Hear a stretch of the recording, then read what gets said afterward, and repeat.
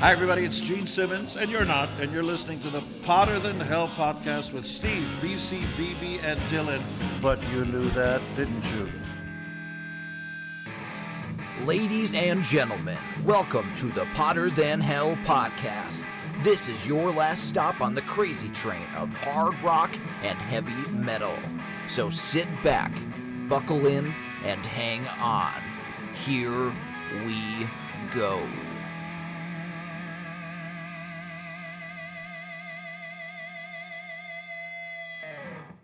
Hello, Potter Than Hellions. Welcome back to the Potter Than Hell podcast. This is Steve, your host, and I'm joined this week by BC and BB and keyboards. Dylan. And I hesitate a little bit there because BC, when I said my name, he did like a drum roll, like he was giving me like a drum intro. So that's what that little pause was for, because I was gonna say drum intro, Dylan, but that's why I paused a little bit there. So welcome back. Hope everybody's doing good out there. And let's start with Dylan. How are you, buddy? How's it going? Life's been kicking me in the ass. How about just today? It's okay. I had a lot of meetings today, so not in the best of spirits, but excited to talk about today's topic. Okay, all right, we'll take that. BC, how about you? How are you? Dealing with Judy. Judy's his mom, by the way. We're not going to talk about Jody. We're not talking about Or Judy. Joe Day. He's on that raft out in the ocean by himself. No, Him and Wilson. Me and Little Jake. Oh, the little guy. Yeah, Oh, little yeah. guy. Okay. BB, how are you? I'm doing good. It was great weekend. Casey came home for what they quote unquote fall break because of Columbus Day. So she was home all weekend. She brought home her roommate Stephanie, who lives out in the Pittsburgh area. So we had a nice little time this weekend. That's good. I got to see Casey. She did say, she said she saw you this weekend. Yeah, it was. She didn't say you were in sweatpants, but she said I she saw was, and I rarely ever go out of the house in sweatpants. But the store was closed, and I needed something really Can I quick. get a picture? No. And I don't want that surveillance, the camera to be pulled either. That is a very rare occurrence. It was just like, shit, I gotta get there. But I was, but it doesn't count. Gold! If you're like a if you're picture not of out of the Bigfoot. house more than 20 minutes, it doesn't count. That's almost as good as the video of him running down the street the morning that the fire came in. When he was at Dunkin'. I was at the Dunkin' Donuts. Oh, okay. Structure fire comes in. Are you fucking kidding me? Full sprint up Main Street. Well, You've been running with the risk board. Yeah. three quarters of a sprint. And my partner was just getting in the truck when I got up the fucking street. You want to make sure you got there. Yeah, right. And trust me, there was plenty of fire when I got there, so it wasn't an issue. He said he doesn't go until you go. That's right. Uh-huh. Yeah, because I had to show him where to go. He was waiting. 2 blocks away. All right. And how are you, Steve? I'm good. Just had a decent weekend, but my cousin had passed away, and we had his funeral today. But it was sad thing. Great guy. He was one of BB's baseball coaches back in the day, and I even worked with him down at Tredegar for years. I forgot about that. Yeah. And but it was good to see the family, because like we don't really get together that much anymore. My aunt and cousin came up from Virginia. I saw Bo Costanza. Bo and Jeff. He I haven't came up by those seen guys. Jeff in years. Yeah, so it's sad occasion, but it's good to see family like that. So my Aunt Mary, she's gonna be like 97 next month. Like she's like the matriarch of the family now. That's what I said to Donnie. I said, what a time. I said, it might be the Yankees and the Dodgers this year. He goes, yeah, I know, right? Yeah. So other than that, it was a good week. I'm doing good otherwise. So I'll be back in the groove tomorrow. And last week I did an album duo or 2x2 with Aaron Martell. We did part 2 of our Maiden series. We did Number of the Beast and Peace of Mind. Had a great time doing that. Always great having Aaron on. Aaron, thank you for coming on and hosting for that episode. It was a lot of fun doing that, and I'm looking forward to the next one, which probably won't be till the spring. I'm going to say by the time that comes around, Aaron's turns will probably come up again around then. And how about Jakey Lee getting shot, man? What the fuck? Don't walk your dog. Yeah. It was like, he was out walking his dog, and see, that's that's one of the tough things of having a pet. You got to walk him, you might get fucking shot. If you didn't have a dog, he wouldn't have been out walking it, and he wouldn't have got shot. That's right. But he's doing good, I guess. Not doing good, but he's no one's really doing good. He said he got He's hit 3 recovering. times. Did you see that? Oh, really? No, I didn't see his his chest, arm, and foot. Chest, arm, and foot. So he hit 3 That's times. kind of like... That was spray and pray. Yeah. Well, it might have been, as he was trying to flee, that could have been the difference of moving target. And one exciting thing for BC, new Dream Theater song is out. 3 of the 4 of us have checked it out. And Dylan, what'd you think? I liked it a lot. Nice. I wouldn't say return to form because I feel like they've been going pretty well, but it is a return for Mike Portnoy on drums, so that's really cool to hear. And I was saying you could definitely hear him background vocals, which is really cool. It's a really good kind of indicator of what the album's going to be. Feels very kind of train of thought, kind of heaviness to it that I enjoy it. I thought it was a really good reuniting song for them. Sucks that Mike Mangini had to get the heave-ho, but I'm excited that Mike Portnoy's back, and I'm sure Mike Mangini will be having a lot of good jobs opening up for him after his great stint in Dream Theater. What do you think, BC? I mean, like Dylan said, it's a good combination of, say, DT and heavy. Not too much DT and not too much heavy, just a nice balance. With Portnoy to being back, I can't put into words. It's just there's a certain feelish technique. I don't know. He's the drum sound for them. It's the feel. Yeah. Distinctive feel that wasn't there before. Not that Well, and I think it's tough because those three, John Young, John Petrucci, and Portnoy came up together in Berkeley, jamming together. They've been with the band for so long, so it's probably really easy for them to just get back into the pocket and get back into that groove. Yeah, I wonder how long. I'm sure it probably didn't take them long to be like, okay, Yeah. this is it. Portnoy is playing with Petrucci. Yeah. Yeah, he was doing a couple things with with solo John. shows. Yeah, just every now and then he would meet up at shows with them and stuff like that. So Okay. It seems like it's been in the works for a while. They've been testing the waters, it seems. Yeah, but and now they're finally doing it. And Portnoy's had no lack of work throughout the years either. With Sons of Apollo, and he was in Avenged Sevenfold for a bit. Avenged Sevenfold, Winery Dogs. Winery Dogs. Yeah, so he's another guy in 1,000 bands. He was with the Adrenaline Mob for a little bit. Yeah. And Dill, if you actually need a Halloween costume, you kind of look a little bit like Petrucci. Yeah, I You got just that. have to get a little color of the beard. Yeah, Maybe just get a DT shirt and a guitar, and Yeah. there's your Halloween costume. Yeah, do you want to buy me those $1,000 guitars that he plays? No, and the 2 guitars I have aren't the kind that he plays, No, so they're it not. wouldn't work for the costume. Because I have an SG and I have a Dimebag Daryl. Maybe we'll have our VX editing or whatever department the hell. reach out to Petrucci, see if he can loan him 1 or 2. Yeah, just for Halloween. That's Just all. for Halloween. We'll bring it back. We will mail it back November 2nd because we're going to see Iron Maiden on the 1st. It'll be like the Stanley Cup, Yeah. Just pass it around. BC, you get to take the guitar home this week. Yeah. All right, I think that's all I got news-wise. If anything else, let me know. And actually, I have a correction.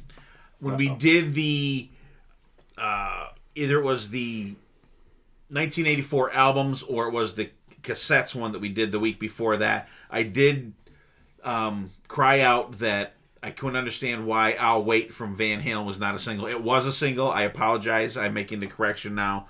But what I was getting at more was why was there no video for it? So, and great songs on that. But I think that would have been, even if they just did a performance video of it, with clips and stuff, I think it would have been really big on MTV. So I just wanted to throw that out there before we get going there. So I wanted to make that correction. And what have we been listening to? Dylan, how are you? What do you got going? Okay, so besides Dream Theater, I had 2 things that I listened to this week. One of them very good, and one of them not so good. I'll start with the good.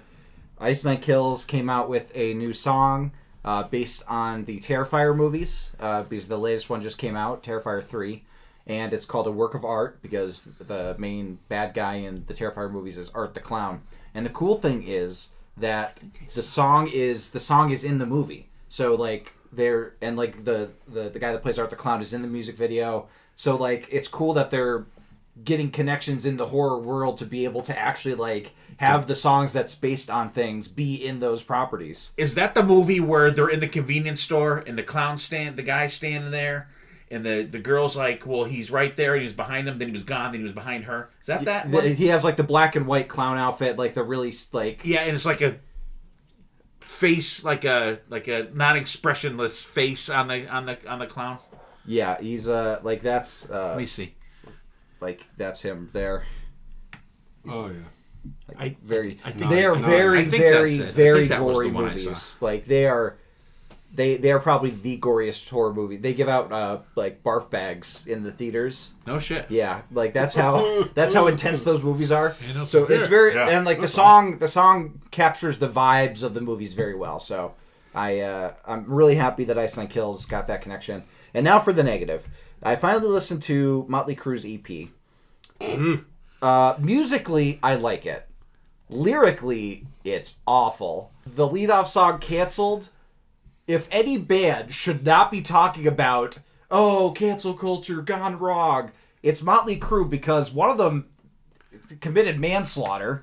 Like, let's not talk about the other stuff that the others went into. Like, if anybody should have been canceled, it's them, and they're still going. So what the hell are they complaining about? Like, I hated it. I hated that so much. And then they do a cover of Fight for Your Right by the Beastie Boys, which is interesting because they do a song called Fight for Your Right, right? Like on... It's on Theater of Pain. yeah, Theater of Pain. Which I thought that they were doing Oh yeah. I thought they were doing a re-recording of that, and then... No.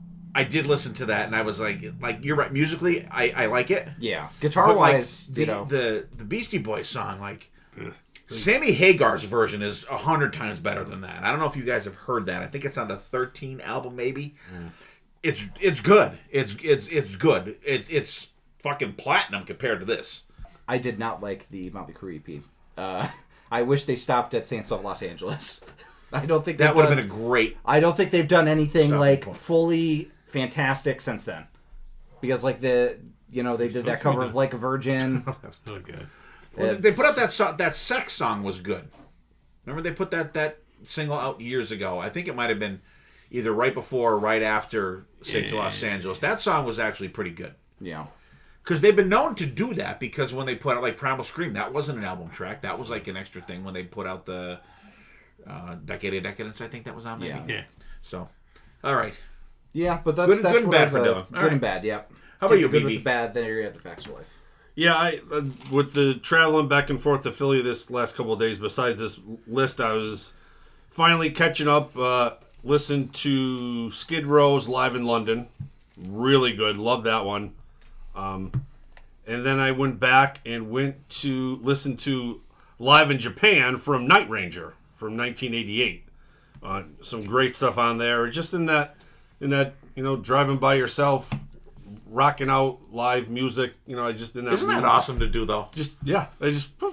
I got halfway through. I listened. Like, man, I really want to listen to something live. And I just opened up my phone, and the first thing that was on top, I had the Skid Row. I'm like, ooh, I haven't really listened to all of this yet. So, ginned out to that, and then I said, I'm in the mood for a little old Night Ranger. So, yeah, I love when you can just have a couple hours to yourself in a small box and crank the music as loud as you want. Yep. I did that a couple times, like going back and forth to school with Dylan, and when Carson was going to school. And actually, I'm looking forward to it because I'm going to be doing that again, because I'm going to be taking my wife to the airport in Newark. We're gonna stay over. Then I'm gonna make sure she gets on the shuttle to the airport. Then I'm gonna drive home. So I'm looking forward to that drive home. Yeah. I'm just gonna rock the fuck out. But that is always cool when you can do that. BC, what do you got going? Menudo. Okay. No, I mean, with the release of the new DT and the announcement of the album coming out early next year, I just fell back into the DT catalog and started binging and Listen to the Astonishing, back to back. but Out of loop. which I told you, it got me into wanting to concentrate on my vinyl of DT. There's some are missing, but they're high dollars. And they only have 1,000 fucking live ones. Yeah, we got those. There's Oh, so you're looking for the the studio albums on vinyl. Oh, okay. Oh, really? The live ones. The early ones, or even the newer ones? In between ones. I think I might have one Dream Theater album on vinyl. Maybe. They probably even have the like those the live bootlegs too on vinyl. I'm sure at this point. Oh, I got it. They do. So- They do. I got most of those. They do. I want to might get be missing I want to get the Number of the Beast one, and the Perfect Strangers one. They're the two I want to They're get. good. They're good. Yeah, the live in Japan. I wish that they did Ride the Lightning instead of Master of Puppets, but you know, I'm just saying. They have taste. So Stop it. And for me, and I was bitching up a fucking storm to BC. Finally, they re-released the Iommi Hughes Fused album, and then they have the EP to the DEP sessions or whatever they are, and so they're both available on streaming, and then they were both available on vinyl. So I didn't order the EP one because I'll get to that in a minute. So I didn't order that one, so I ordered the Fused one. Like, as soon as I saw it, I'm like, boom, fucking sold. I order it like on a Thursday. Friday, I get an email. Sorry to inform you, your order has been canceled, and here's your refund. I'm like, what the fuck? It was like a day. It was a fucking day. So come to find out, I posted something on, and I ended up this weekend buying the DEP sessions down at the Gallery of Sound. So I came home and I played it and I posted it on my Facebook. And then thank you, Jason Herndon, that he works in the vinyl industry. I'm not sure in what capacity, but I know he works in that industry. And he had said that because actually when I went to the Gallery of Sound, I asked Rob if he could order it, and he said no. He said it's available CD. He said, but it looks like it's canceled.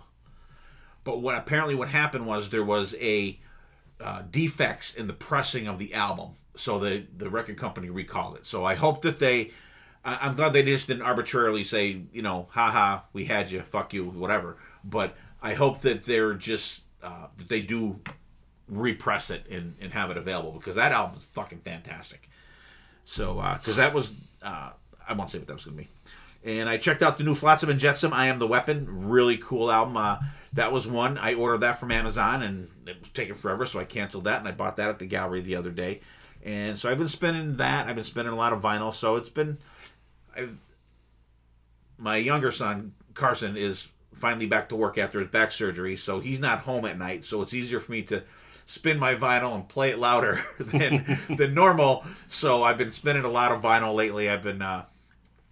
I listened to all the Phil Campbell and the Bastard Sons albums the other night. So just a bunch of stuff I'm finally getting. And I actually made a list of all the albums that I bought from the beginning of the summer till now. And I'm checking them off as I go through. I still have... There was a couple that I had for months that I just opened like the other day. So I got a lot to go. So that's what we got going. Some Iommi Hughes for me. Some Flotsam and Jetsam. And a bunch of... And actually, I finished my Judas Priest saga. Did I? No, I didn't. No. I'm sorry. I have Defenders of the Faith, Turbo, and Ram It Down left to go. But I've listened to every other album, and I even listened to Nostradamus all the way through. Whoa! I'll wait to comment on that till me and Steven do it on the album duo, which will be a while from now. But it's if you wanted like maybe hour and 45 minutes that you never want to get back, throw that album on. Just saying. So that's what I got going. Some BC's binging some Dream Theater, and a little Skid Row and Night Ranger live for BB. Good one for Dylan. Ice Nine Kills, a work of art for the what movie? Terrifier 3. Terrifier 3, and new Dream Theater song as well. Yep. And the Motley Crue EP that didn't thrill Dylan very much. Did not thrill my gorilla. I didn't even entertain it. No. I listened to it. I was like, I don't know. I want Mick in there. No offense to John 5, but Well, you'll get Mick tonight. we will absolutely. Not Mac tonight. Mick tonight. Yeah. Motley Crue is the four of us. Without the four of us, it's not Motley We're Crue. a gang. We're a gang. It's a bullshit. You're lying. You're lying through a dick. What you fucking You're liar? supposed to be fucking retarded. Not to mention that they signed a contract. Yeah, and they ripped it up. They signed They a signed contract. it in their own blood. That's right. Where did that go? Yeah. So maybe 2 months ago, we did our yearly thing that we did.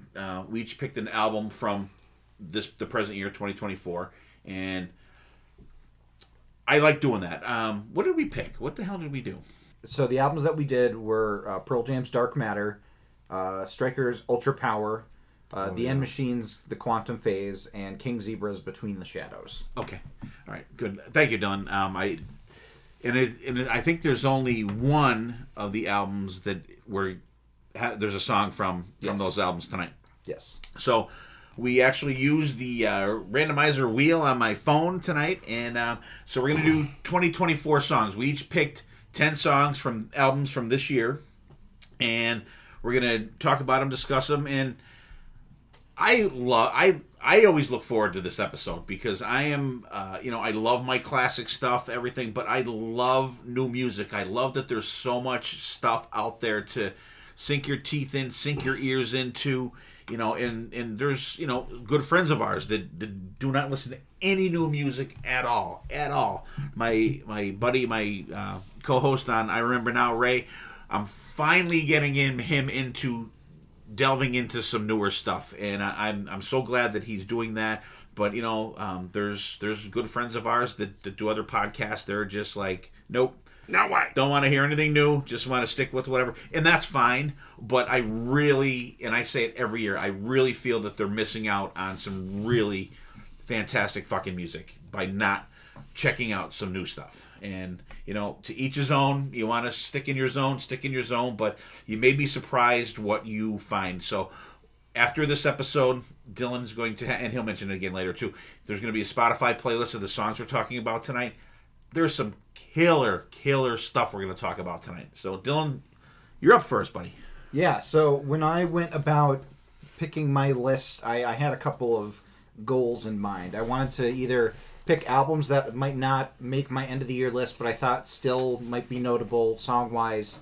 I also picked songs that didn't have albums, and I wanted to spotlight them. And I also wanted to throw out a couple songs that might catch people's ears and make them check out the album proper that it comes from. So those were kind of my thought processes as I was going into this episode. So we start off actually with another Ice Nine Kills song.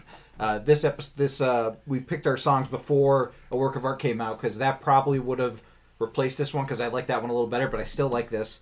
It's a cover of Walking on Sunshine by Katrina and the Waves, done by Ice Nine Kills alongside ska band Real Big Fish for the release of an American Psycho graphic novel that was coming out. So they made that for that. So it's a song that I think feels very American Psycho when Ice Nine Kills does it, because it's kind of that happy, crappy kind of lyrics, but then it's Ice Nine Kills heavy eating it up. And I love the horns from Real Big Fish. It adds like so much to it. And there's just like this sinister undertone to such a happy song that really just elevates it. There's awesome solo in it because Ice Nine Kills always brings a solo. I think Spencer Charnas sounds fantastic singing the song. It's a cool cover that kind of puts their spin on a song, and I love a good cover that is faithful but also something different. And this, I think, kind of epitomizes that. So the next song that I picked is from a band called In Heart's Wake. They're a metalcore band that I wasn't really familiar with until I saw their album Incarnation on Spotify, and I was like, oh, I'll check it out, because all the albums had tarot cards, like all the songs had tarot cards next to them, but they were upside down because, according to the band, they had another album that came out that had the tarot cards face up, and when you do a tarot reading, the card reverse is like a different meaning for the card if you pull it that way. So all the cards are reversed on this version, on this album. And the song I picked was the first track off of the album, Spinning Nails, and the tarot card is Wheel of Fortune with this one. It's just a heavy metalcore song. Because I'm spinning nails. I love the riffage in this song. It is just bash your head in kind of heaviness. There's a good breakdown in there. It's only 3 minutes, so BB didn't have to sit in the screamo too long with that one. But I wanted to throw it out there because I thought it was a really good heavy song, and I was in the metal mood. And the next track that I picked is from the all-female band from Mexico, The Warning, and I believe they're all sisters as well. From their album Keep Me Fed, the song Sick. I love them, like, when they do the sick. Like, it's so cool in the song. It's just a nice groovy track that anytime that this band comes out with something, I'm always on board with it. I wish there were a few more solos on the album, but, like, the riffs are great and the vocals are fantastic, so I can't really complain too much. If I wanted a solo, I get it with this next one from Jack White off of the album No Name, Bombing Out. So the weird thing about this album is that they initially released the album through unmarked vinyl records that they like included with purchases at their record stores. So like it was like kind of a hidden release that people were discovering as it goes, and you know it kind of hit the numbers a little bit in terms of there was no build up to it, but you know it finally fully released, and it's a nice kind of return to more White Stripesy garage rock at times, and this song is just a real nice fast pacer that I think Jack sounds great, and I love the solo in it, so I wanted to throw that out there because I love Jack White. So my fifth track is from the Dead Daisies, from the Light 'Em Up album, Times Are Changin'. We get John Corabi back in the saddle of vocals, and all of us here at the table are better off for it. I think anytime Dead Daisies put out something, I'm going to be excited for it, especially when John Corabi's attached to it, and this is no different. Again, I could use a little more soloing, but I still think it's a great song to throw out there for a band that we all really very much enjoy. The next track, this is the second of 3 non-album tracks that I'll be talking about. It is a co-release by Mastodon and Lamb of God. They had done a group, like a joint headlining tour, and they recorded this song, Floods of Triton.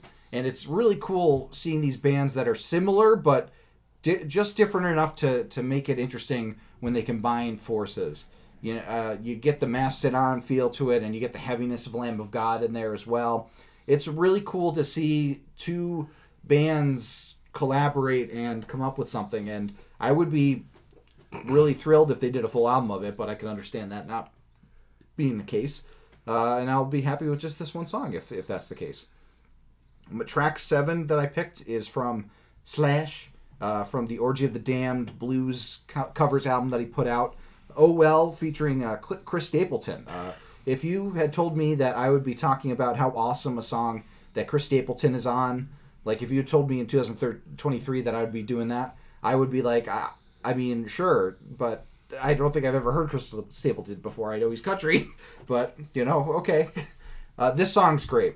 It's a cool kind of country blues-ish song at the beginning, but the thing about this song that gets me is the kick-in. Once the song kicks in to a fast pace, just shred fest from Slash, blows my mind. It's a fantastic track. This was the one that really jumped out at me from this album, and I just had to talk about it on this episode. My track 8 is from a band that we have talked about previously on the podcast, but not often, Green Day. Their latest album, Saviors, the song Dilemma. So this album I was dreading because the album before this one, Father of All Motherfuckers, I think is what it was called. Awful album. I hated it. Did not feel like Green Day at all. So I was like, Saviors, I don't know if this is going to be good. And it's a return to form for Green Day, thank God. And this song, I think, is a really good indicator of kind of how they could still bring it even this later into their career. Lyrics about kind of substance abuse and, recovering from addiction. And Billy Joe's vocals are very, emotion, forward and really good in this song. And I love the I love that riff. It is such a head bobber, and for a mid-tempo song, it's such a good rocker. And I wanted to throw out a Green Day song for everybody to listen to. So my second to last song is a song that comes to us from France, from Gojira, and it is Mea Culpa Sa'ira, I think is how you pronounce it. So the weird thing about this song is that it was performed at the opening ceremonies of the Olympics, and it was the first time a metal band has performed in the opening ceremonies of any Olympic Games.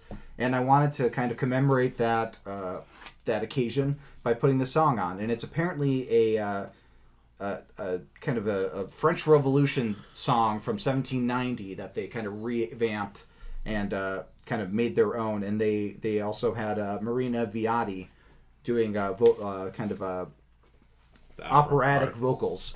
So I was like, okay, BB at least will hear the nice, beautiful vocals from her alongside Gojira's like darker vocals. But it's so cool seeing the mashup of this operatic, like symphonic portion with this metal band, and the visuals of it were very cool too. They had like a headless Marie Antoinette, and it was a really awesome part of the opening ceremony. So I wanted to talk about that in this episode. And then my last song comes from an unlikely source, for me at least, Bear McCreary, but it also features Slash and Joe Satriani off of the album The Singularity. The song is called Escape from the Machines. So the reason why it's weird for me is that Bear McCreary is a composer. He did the music for, Outlander, Battlestar Galactica, the new God of War games. Like, so he's like a television, movie, video game composer. And he put out this kind of like rock concept record and has all these awesome guest stars on it, like Slash, Satch, like all these different people. And it's really cool. It's something I wasn't expecting. It was not on my radar whatsoever. And I saw it, and I saw all the people and the names I recognized, and I was like, I'll check it out. And this is an instrumental from the album. That's kind of cool. You can really hear Satch's shredding on this. I'm sure Slash probably did most of like the main riffage, but the solo is very Joe Satriani. But it's a cool like instrumental from this album that is kind of tough to pull like different songs from because it's like a concept record. So I thought that maybe the instrumental would be the most accessible, and the names Joe Satriani and Slash would bring you to the party. But that's my list. Dad, what did you think of the songs I put out for you? All right, Ice Nine Kills. You know I'm always up to hear what they have going on. Good version. Our buddy Dave Borowski, Blue Lennon. This was a staple of their set, Walking on Sunshine. Joan sang it great. I love the horns in it. I think it's cool. It's a fun version. The double bass drumming in it is like fucking crazy. And you get that, it has that underlying angst or something to it because it roar. You get that little growl underneath as it's playing out. In Heart's Wake, I'm sure BB fucking hates this one. He's spitting. Great. The production's great on it. The guitars are really crunchy. It's even a little too much screaming for me, but it does rock though. The Warning's sick. Heavy start. Song's pretty good and heavy rocking. Solo, like you're right, the solo could be a little more soloing in there, and I have to check more out from these young ladies. They're very interesting. I think they played with Hailstorm this summer. I want to say maybe. I believe so. And Jack White bombing out. I'm like, here we go. But then I remembered back. I did like the live album that Dylan did for his birthday album, so I gave it a shot. The production, it sounds like it was recorded in someone's fucking pocket. Yep, that's the garage rock staple. It does, but like I do like it when it rocks though. Like solo is great. If the production was better, I'd be all over this shit. Dead Daisies. That's a feature, not a bug. Okay, if you say so. Dead Daisies, Times Are Changing. I'm missing Glenn Hughes already, but no. The song gets rocking right away. I do like John Corabi in the band. I love anything that Glenn Hughes is in, but I really like John Corabi in the band. And actually, John Corabi is the only one that I've ever seen live for the band. I never got to see them with Glenn Hughes playing, but because the first Kiss cruise we went on, Dead Daisies played, it was fucking fantastic. It's absolutely killer. Great track. The whole album is great. The solo's kind of convoluted for Doug Ulrich, and I hope Doug Ulrich is having a good recovery out there. Yeah, get well soon. Yep. Get well soon. We want you to get well. Lamb of God, Mastodon, Floods of Triton. This one, I'm okay. The solo's good in it, but I'm okay on that one. Slash, Oh Well with Chris Stapleton, Swampy Feel at the beginning. I like Chris Stapleton's like kind of raspy, like kind of vocals on this one. Yeah. When it kicks in, man, this fucking rocks. It kicked ass when me and BB saw it live down in Bethlehem. We saw it, and there that Teddy Zigzag Big Bag Andreas did the vocals on this, and he did great. He was fantastic singing that song. Slash, sorry BC. Green Day Dilemma, typical Green Day. I don't hate it. Good head bobber when it gets going. Gojira, this doesn't really feel like a song to me. It feels like it's like part of a movie.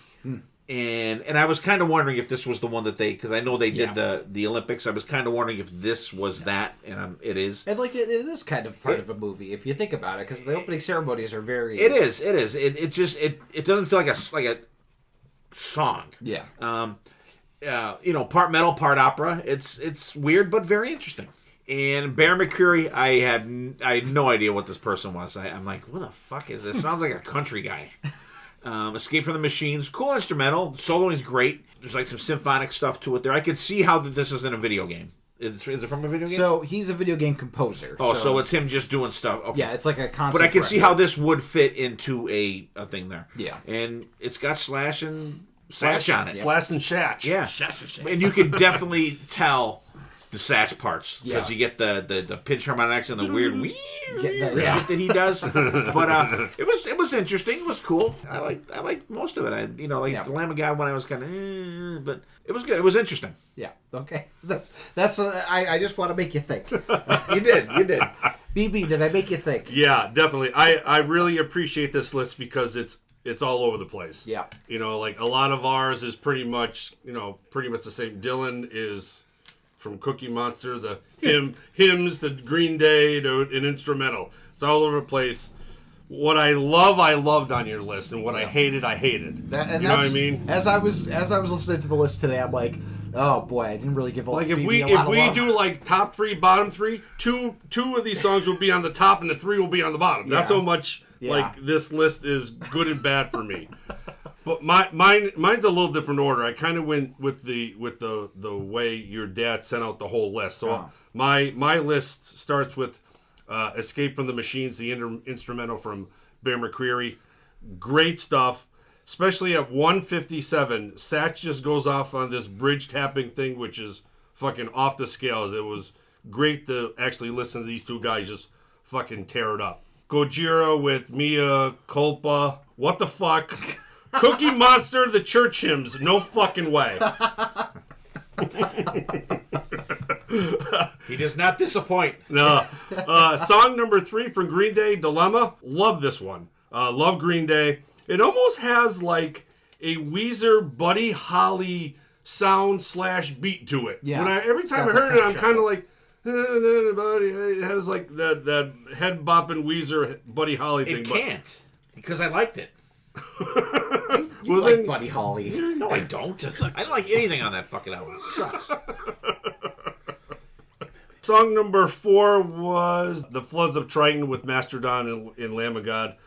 2 Cookie Monsters are worse than 1, but I really kind of like the music. So there you go. You get that, Dill.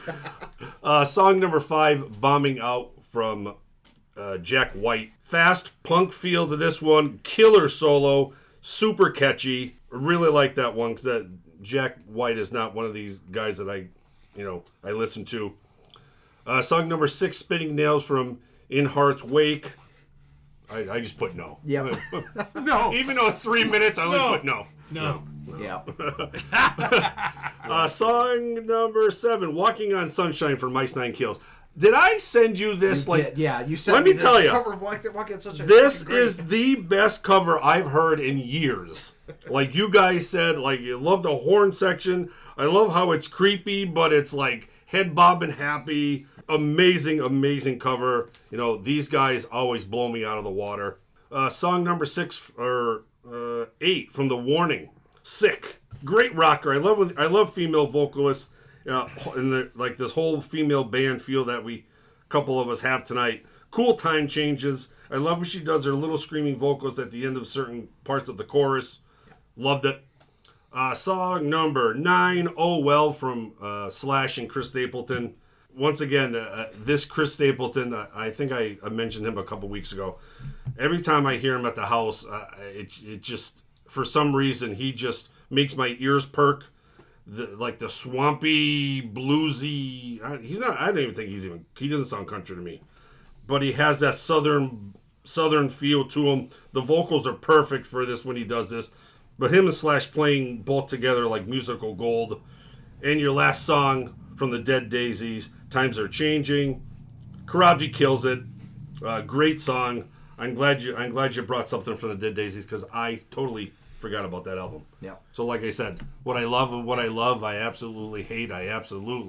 But no, I respect and understand where you are here. Yeah. And hey, at least the Ice Side Kills, there were barely any screamo in it for him. Maybe that's why I loved it so much. Yeah. Spencer doing the clean vocals. Okay, BC, what'd you think? Alrighty. Like you said, Dylan always brings the most variety when it comes to the list. Bear McCreely. I never heard of it either. I was like, I don't know who these people are. But I saw Slash and Joe listed, so I'm like, can't be that bad if Slash is on it. But I like it. Very, I was waiting for words, but so it was pretty cool. I musically, I really like that one. Gojira. Gojira, yep. Yeah, I don't know. I guess couldn't get into it. I don't know. Two worlds trying to come together, and I don't know. Mm-hmm. Agreed. Hey, you got your peanut butter in my chocolate. But Green Day Dilemma. I mean, I'm a hits guy when it comes to Green Day, but decent tune. What he still has he still sounds the same today as he did when they first came out, so that's pretty cool. Floods of Triton, Mastodon, and Lamb of God. I don't know. It's not bad. I can listen to it. I mean, I never really listened to neither one of these bands in depth. Yeah. But I've heard both the bombing out Jack White. I mean, I was trying to get into it, but the recording is just so. I know. I guess that's what they do now. It's a feature, not a bug with garage rock. Okay. Because it's like you're in the garage jamming out. It's got the rawness. It definitely. I'd rather a little slicker production. A little slicker rawness, right? But listen, Jack White was single-handedly responsible for bringing vinyl records back to the public consciousness. So you better thank him. I don't hate him. Like I said, I like that live album. I thought it was fucking great. The bank account hates him. Yeah, no shit. No, the bank account hates BC. Oh, I thought it was Jack White. I know, yeah. What the fuck? Well, he's the one that got me. He's the one that got me back getting vinyl. BC is not Jack White. Oh, you made fun of me all the time. Jack. I just make fun of you for something different now. Laughing. Yeah, exactly. Cassettes. He's next. No. 8-track. This Spit Nails in Heart's Wake. I fucking love this. This fucking. I was like, fuck yeah. Fuck. I'm like, I love the lyrics. I love the fucking anger. I love the. I was I did like surprising to hear that. No, I mean, I was totally like, ooh. I saw it. I saw the writing backwards. I'm like, oh boy, what's this? I'm like, what's this gonna be?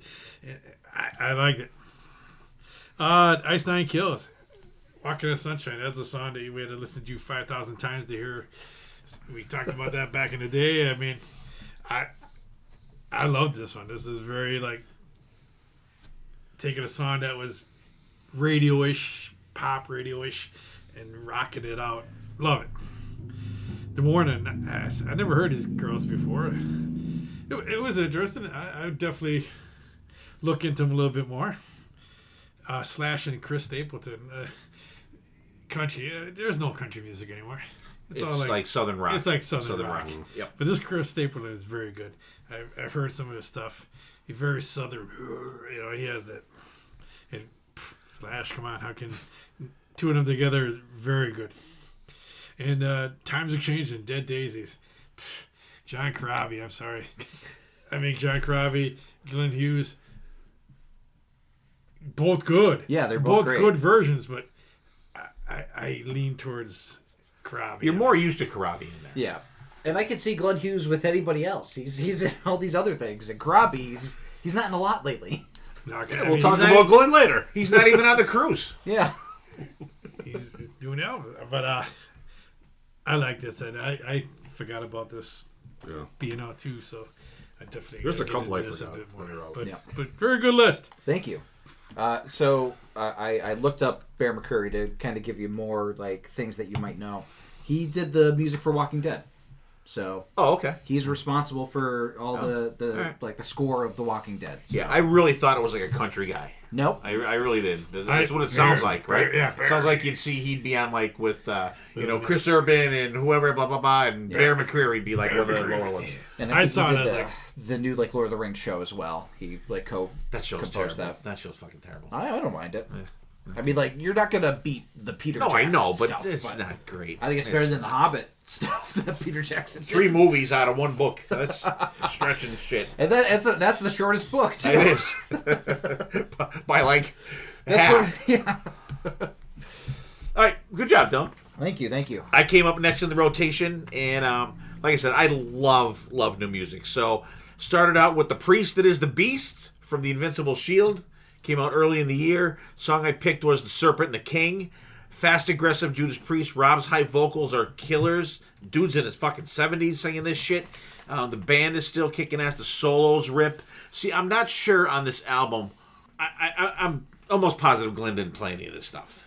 But I don't know if Richie Faulkner played all the stuff with different tones for the back and forth kind of soloing in it. I don't know. Or if Andy Sneap played. I don't know. I actually didn't even look into the liner notes, which is unusual for me. This song reminds me of Riding on the Wind. After, Hailing Electric Eye, you get that, but you get this, and on this Invincible Shield, you get, it's a second track on there, and it's just fast and aggressive, and goddamn that chorus, the serpent and the king, fucking, I absolutely love that song. And second track, our buddy Carl Kennedy's band, The Rods, from the Rattle the Cage album, song's called Wolves at the Door. Great opening riff, that friggin' fantastic. But listen to the bass on this song. It's sick. Freddie does a great job playing bass on this one. Great pace for the song. I love Carl's production. I'm not a huge fan of the pre-chorus in this one, but the chorus is great. Killer solo from David Rock Feinstein on this one. Just a great album, back to front. Third track, Honeymoon Suite from the Alive album. The song is called Done Doing Me. And this is when I said this a couple weeks ago. I listened to the album and I was like, yeah, it didn't really hit me. But then one night I'm like, you know what? I'm just going to sit and I'm just going to give this a good listen. And now I love it. And this song is great. Very heavy feel for Honeymoon Suite. It's got a stomping feel to it. The keyboards kind of reminds you of Winger. Can't get enough. It kind of has that kind of feel to it. And the vocals are still great on this guy. Great hooky pre-chorus and chorus. The solo's great. Totally fits the song. Check this album out. Give it a chance. It is very, very good. Fourth song, The Gems. The album's called Phoenix. And the song is P-S-Y-C-H-O. Former Thunder Mother bandmates that got booted out of Thunder Mother. Cool muted drum in the beginning. Then you get the ladies get singing P-S-Y-C-H-O. I wonder what that's about. Look up their history. You'll kind of figure it out. Fantastic vocals still from Guernica. Absolutely love her voice. Very fast-paced song. Very AC/DC Airborne kind of feel to it. And these ladies can rock. The song is fun. It's got some talk box in it. And you throw the talk box in there. You got me. All right? You just got me. And this one was kind of an outlier. And I actually started listening to this album again today. It's from Riley's L.A. Guns. Dark Horse is the album, and the Dark Horse is the title track from the song. I tell you what, I don't know what it is. I cannot get enough of this fucking song. I love it. The harmonic guitar at the start there, little understated vocals at the beginning, good chug during the verses. I absolutely love the fucking chorus on this song, and the album's good. The solo in this is great. This is one of my favorite tracks of all the songs that we will cover tonight. That chorus, I don't know what it is. It hits me. My new favorite band is my next song, Kissin' Dynamite, from the Back with a Bang album. The song's called Devil's a Woman. Cool, little swampy guitar at the beginning there. Gets into the crunch. You get some haze in there. Hooky chorus. The whoa-who's in there in the chorus. Guy has an amazing voice. Hennis Braun, his name is. I love these guys. There's has not been a day. This is like my new... When Sonny was listening to Heat and Eclipse, like, this is my new band like that I can't get enough of these guys. Solo's killer one, and a lot of these ones here, this one, and I'll mention another one coming up. If you like this song, you'll like the whole album. Number 7, our classic rock portion of the evening, Deep Purple from the album Equals One. The song's called Portable Door, and it's got a classic Deep Purple feel from the beginning. I love Ian Gillan's vocal cadence in it, the pre-chorus and chorus. Great solo from actually you get a keyboard solo first from Don Airey that is, all right, it's Don Airey. And but their new guitar player is Simon McBride. He's friggin' killer. He's friggin' fantastic. And this whole album, he just tears it up on this whole fucking album. I just want to throw that out there. And the song is great. It's got that such a classic Deep Purple feel to it. If you like classic Deep Purple, you will like this song and the album. Spectra, the album's called Hypnotized, is my next one. The song is called Free Fall, opening track on the album. And the guy that sings this band, his name is BJ, but I don't know what the hell his last name is. He is the keyboard and guitar player in Jeff Scott Soto's band. And Sonny turned me on to these guys. And this album just came out this year. Excellent melodic hard rock song with plenty of crunchy guitars and great keyboards. The vocals are great. The soloing is great. And this is another one. If you put this on, it's the first song on the album. If you like this, the whole album is very indicative of this. It's killer. And you just know I need to bring Glenn Hughes in if he's got an album out this year. Black Country Communion 5. The song is called Stay Free. My Boys Are Back. I love the funk feel to this one. Glenn has not missed a step vocally. Every band member is up in the production. You can hear the keyboards, the drums, the guitars, the bass, the vocals, all great, awesome production from Kevin Shirley. There you go. Just fucking excellent feel to it. This song's got a really cool 70s feel to it, I think. But the solo from Joe Bonamassa is absolutely freaking killer on this one. I love the time change during the solo. You get a part of solo, then the time change, and then you get the like that stuttering part of the solo. Killer. Love these guys. So happy they put another album out. And I took a 180 on this one, so I figured I'd throw something in.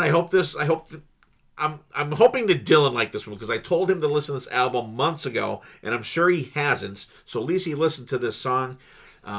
It's from Jasta. And the album is called And Jasta for All. The song is called Create Now, and it's featuring Chuck Billy from Testament on vocals. Me and BC are going to get a pit when we put this fucking thing on later. I had to throw a little trashy one on there. BB probably fucking hates it.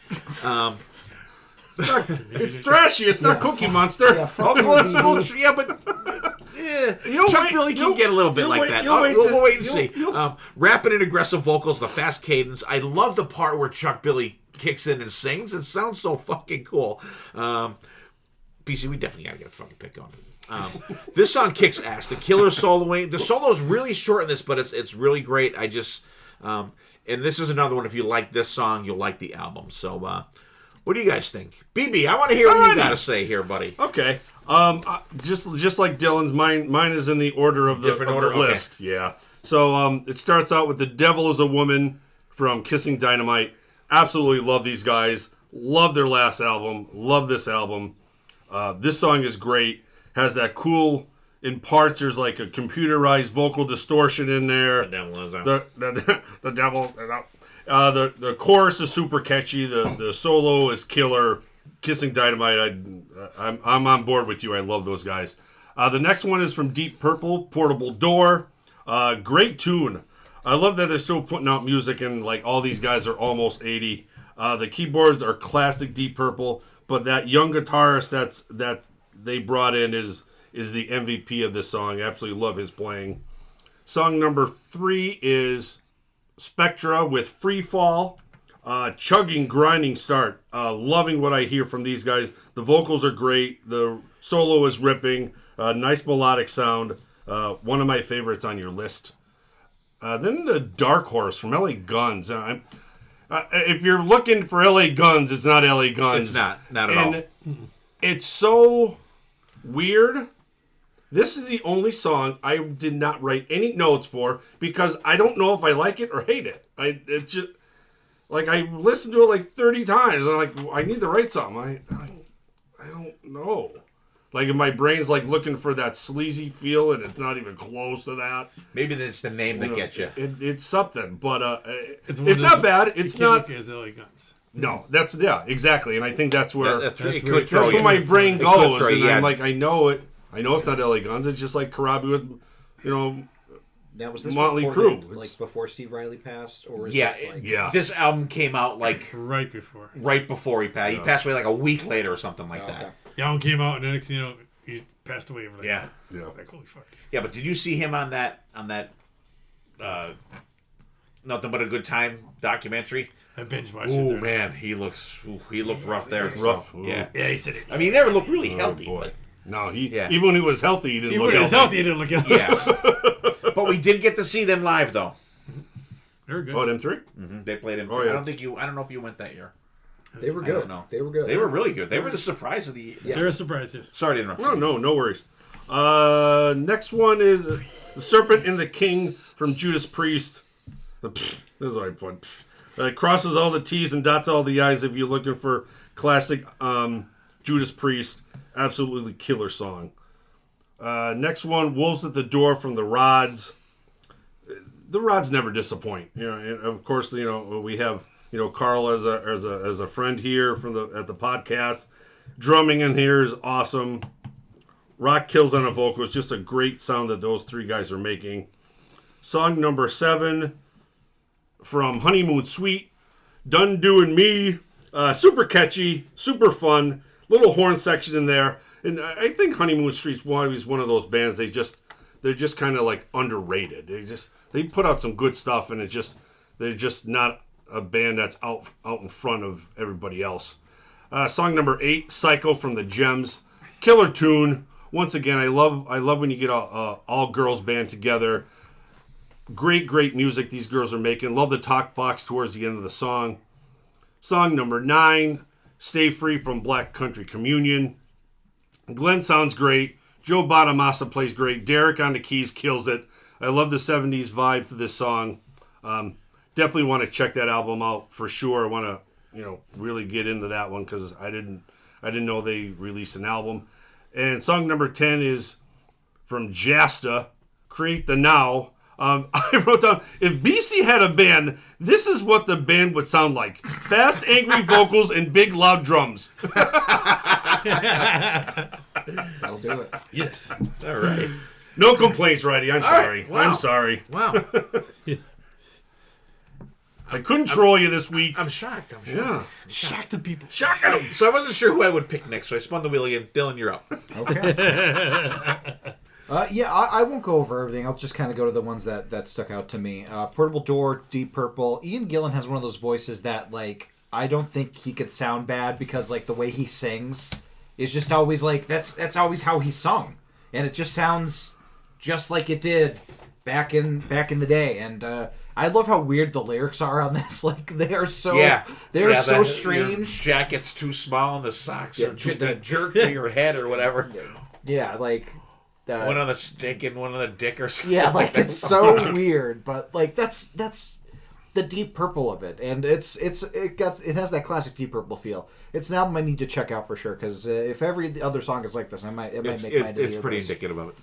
I'm gonna skip the Dark Horse for right now. The Serpent and the King. This has contender to be a podcast album of the year. I'm sure. It's great. They've been killing it with the 1-2 punch of Firepower, Invincible Shield.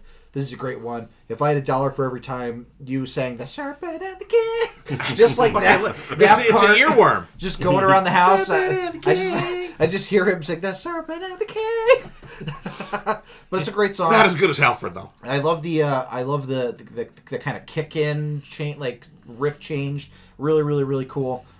classic sounding Judas Priest. And I love how it feels like they take inspiration from like all parts of their catalog in this album. Like there are some like kind of early sounding stuff like later in the album, and yeah, it's just fantastic. Wolves at the Door of the Rods. I think the guitar work on this is fantastic. Dave does a great job with the riffage and the solo on this one.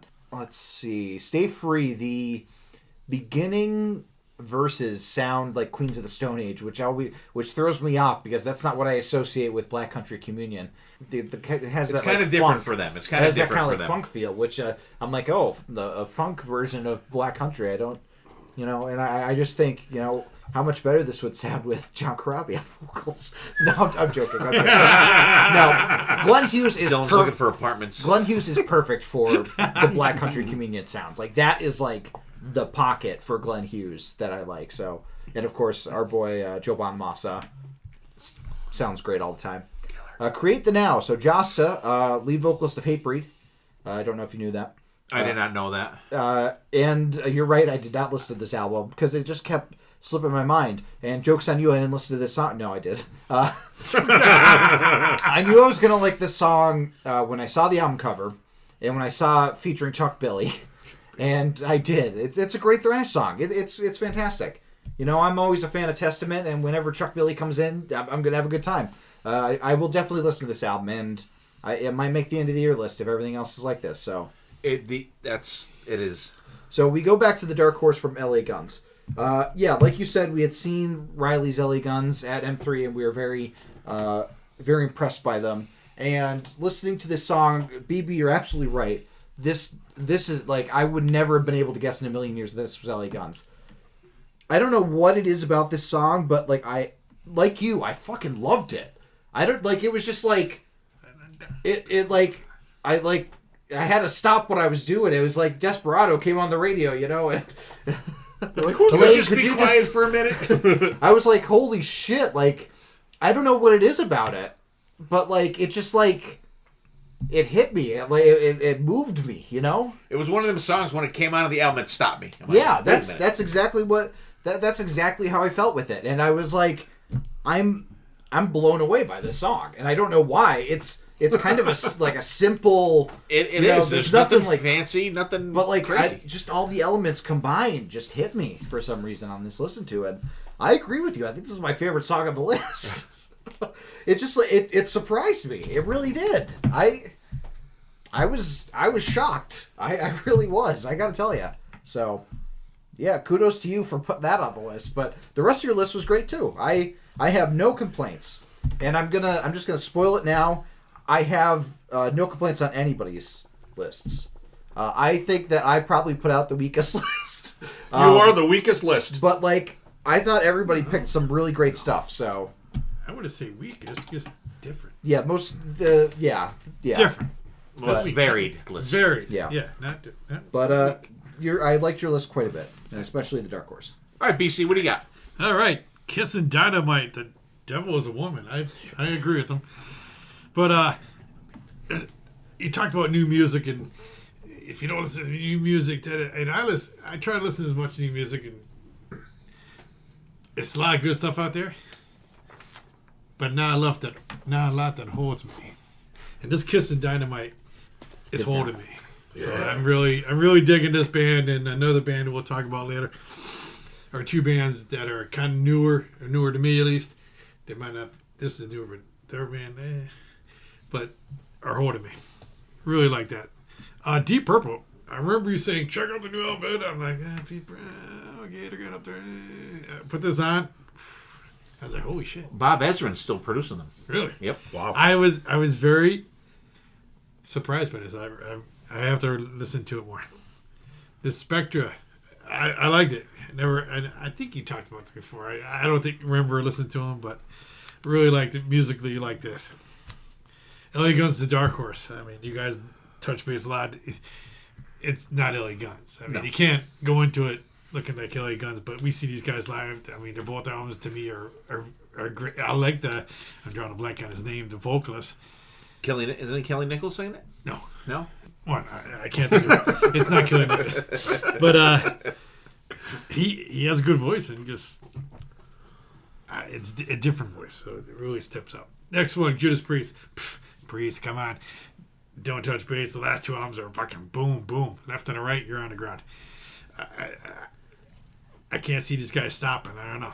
Hopefully they don't for a little while. They're saying they want to do another album. Yeah, so hey, hopefully they do that. The Rods, the Wolf's at the Door. Again, I had to. So this is in the Jeep now, because I'm in the Jeep more than anything else. It seems like recently. So definitely, I mean, it's the Rods. Come on, I think Freddie brings it up a notch. Mm-hmm. Freddie Villano, his name is new bass player. Freddie Villano. Yeah, I think he brings it up. I don't want to insult other people, but he's up more in the mix too. But it's more into it. I don't know. More passion. Could be. Is that the word we're looking at? Yeah. I don't know. Oh, Honeymoon Suite, Done Doing Me. I didn't even know this is out. I remember you mentioned it, and the bubble popped and it was gone. But these guys are, like BB mentioned, these guys are very underrated. Live, they're great. They're on a cruise. We had to hit both shows. Oh, yeah, they just tore it up. Sounded phenomenal. The Gems, I really dig this song. I like it. Like you said, it fucking gets rocking. I mean, again, you talked about them, but I never listened to this before. Black Country Communion. You hit it right on Glenn Hughes' avenue. Like Dead Daisies. But him here, it grabs me more than... And I like Glenn Hughes. But Dead Daisies or Black... I go towards this. Jasta. As soon as I saw Chuck Billy, I'm like, fucking Testament. But I don't know. How can you go wrong? It's fucking rocking. It's fucking angry. And then you got Chuck Billy on top of it. I have to sit down and listen to the rest of this. Now, is it? It's all like that. But it's all what? Is it different? There's a couple different people on a couple different songs, but it's not. I don't think the whole album is that. Okay, but no, that was phenomenal. Wow. Liked it. All right. So that's Dylan's list and my list, and we have BB and BC to go yet. So we're going to forego the hidden gems today, but I wanted to stick in the 2024 for our gem song, and I was this album just came out. I want to say like maybe 2 weeks ago, and I heard the one song on Octane. I think I heard it on. And I was like, wow, I'm like, who the fuck is this? And I looked and it was Miles Kennedy. His solo album came out, The Art of Letting Go, it's called. It came out October 9th. And I was gonna play the title track, because that's friggin' rocking. But then I was giving the album a quick scope, and this song immediately caught me. So we're gonna play, well, Dylan's gonna play Say What You Will from Miles Kennedy's solo album, The Art of Letting Go. And check it out.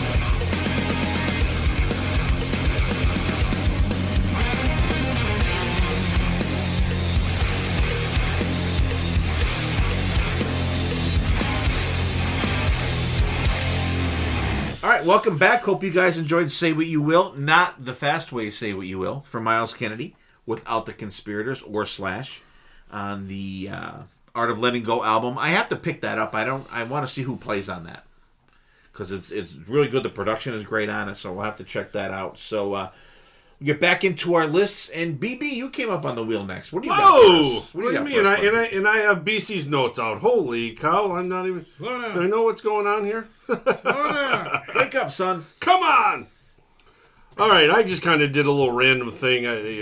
I just picked some songs that I knew were probably not going to be on my albums list, so it was just one of those.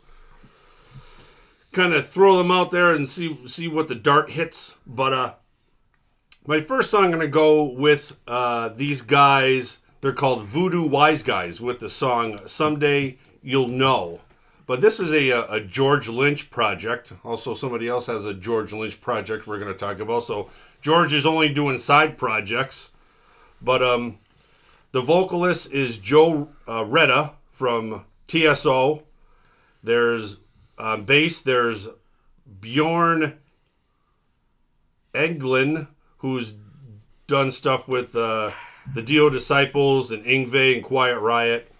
And then on drums is a guy called Bob Farrell. He's a teacher out in California. He was the guy that played bass the night that we saw the Dio Disciples, that M3. Oh, okay. Yeah, he was good. Because I want to say we talked to him at the hotel or something. We had some kind of interaction with that guy. Now, right? Now it's coming back. Yeah. One of us did, between our group and Grant's group. Yeah. But it seems like these Voodoo Wise Guys, it's almost like your tarot cards. I don't understand it because I didn't really read a lot of it. They have another song, and I know Gary Hoey's doing something with them, but they're releasing songs and something about he's going to release like 52 songs, and they're all going to put like cards, and each song is going to... Yeah, it's weird. I don't understand it because I really just kind of get the old Cliff Notes version looking through it. Just make sure you don't put those playing cards in. I'm going to say keep it out of your vehicle, BC. Don't leave the country with that, please. Damn ZO2. So they're even selling like shirts like with just like the name of the song on there and the guys who are on the... I don't know what's going on. It's kind of weird. But song's rocking. The band harmonies is really what perks my ears. And, of course, George tears it up on the guitar, of course. The next song I picked was from Eclipse, the song Divide and Conquer. A fast galloping drum beat along with some faster vocals, which is really, really good for Eclipse. Once again, great melodic sound that these guys have in the chorus. And the guitar work is off the charts. Song number 3 I picked is Path of the Absurd by Seventh Crystal. These guys are a Swedish melodic hard rock band. The vocals are great for if you're into melodic stuff. The vocals are right in your ear pocket, if you will. Some great keyboards and guitar parts throughout the whole song that I really enjoy. Song number 4, I'll Stand For You from Sunstorm. One of my favorite vocalists, Ronnie Ramiro, fronts this arena rock band. His vocals are just huge on this song. The guitar work is great. A little sprinkle of keyboards in there, which is not too bad. Song number 5 from Michael Schenker, who has released an album he's calling My Years with UFO. He's done this song with Jeff Scott Soto and guitarist John Nurum from Europe. And I just picked one of their most popular songs, Lights Out. It's cool to hear Michael and John go back and forth as they tear it up on guitar. Jeff Scott Soto's vocals really work for this one. They extend the song and the solo a little bit compared to the regular album release. And there's a really cool abrupt ending that I always like. Song number 6 from Richie Kotzen, I picked On the Table. I picked this one because there's like some cool, unusual guitar parts in the song. It's like heavier, a darker sound for him, especially towards the back half of the song, which I thought was really, really cool. It has like a little bit of grittiness to it compared to his his usual soulful playing. And his vocals are just always spot on. Song number 7 from Crowbot, Obsidian, Bannon Dylan turned me on to. Definitely a different sound for these guys than what they have released in the past. The song opened up the album, and it's a lot, I don't know if you call it heavier or industrial or grunge than like I said, than they have done in the past. It's super catchy. The screaming vocals at the chorus are really, really good. Call response in different parts. It's just a great, great song. Song number 8, Vilified by Jerry Cantrell. Nice dark sound. It sounds just like old Alice in Chains.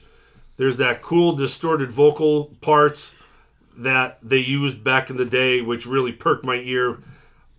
So that's why I wanted to throw that one out for all you Alice in Chains guys out there. Song number 9, Bad Karma from House of Lords. This is their release lead single of the new album. It really, really easy listening on these guys. But man, Jimmy Bell just tears it up on the guitar in this one. And song number 10 from the all-girl band Plush is their song Run. I call these girls like the hard rock Taylor Swift lyric band. They're always writing about love or breakups or something like that. But the song is absolutely killer. These girls are like 20 years old and they're just tearing it up, and it works for them. You know, they're selling albums, they're opening up for big bands, so hopefully, you know, their continued success for being so young. So there's my 10 there, BC. What'd you think? Voodoo Wise Guy. Someday you'll know. I mean, I never heard of anything about this until you just explained it now. But listen to this. I love the sound, the feel. So it's very interesting. Like, do they have anything you said? I think what he's doing, he'll do something. Song, right? It's a song, but they have like 3 songs. I know Gary Hoey plays guitar in another one, and there's another one out, and I don't know who plays on that. Anyways, I found This was the better of the 3, I thought. Okay, I found this very interesting, these guys. So check it out more. Eclipse. Divide and Conquer. Again, I just talked about with the Kiss and Dynamite. There's a lot of good music out there. There's a lot of bands that hold me. Kiss and Dynamite does, and Eclipse does. These are 2 bands recently that hold me, and I want to go back. I guess these guys, so good, rocking, good live. I mean, very fun music. Seventh Crystal. Ugh. I was feeling it. Okay. Are these guys Frontiers? They are. Probably. They are. Okay. They're Swedish melodic rock. They have to be. They're Frontiers. I don't know if it's Frontiers. They have the Frontier sound, huh? That you're getting sick of. I'll comment on that later. That as soon as I turn on, I'm like, these guys have to be on Frontiers. And I don't know what it is. They put so much out, and it just sounds the same. Yeah. It just turns. Oh, I hear you. And Sunstorm, they're Frontiers. I love Ronnie Romero, but this, I don't know. I bought one. I bought probably their first album that came out. I wasn't feeling these 2, and I love Ronnie. Michael Schedecker, is this off the new one that just came out, right? Yeah. He just covers all old UFO songs. I mean, this is rock, and I love it. I gotta pick this up. Richie Kotzen. I like Richie. I mean, vocally. I mean, musically. I mean, I like when he came into Poison. I thought he gave him, what's the word I'm looking for? More, not mature sound, but more respectable. I don't know. Poison's always been Poison. You know what I mean? When Depth. Yeah, more meat. I don't know. Like when he joined Poison, I was like, ooh, this, and I love that Native Tongue album. Crowbot, really digging these guys. And this is the new one I got to pick up.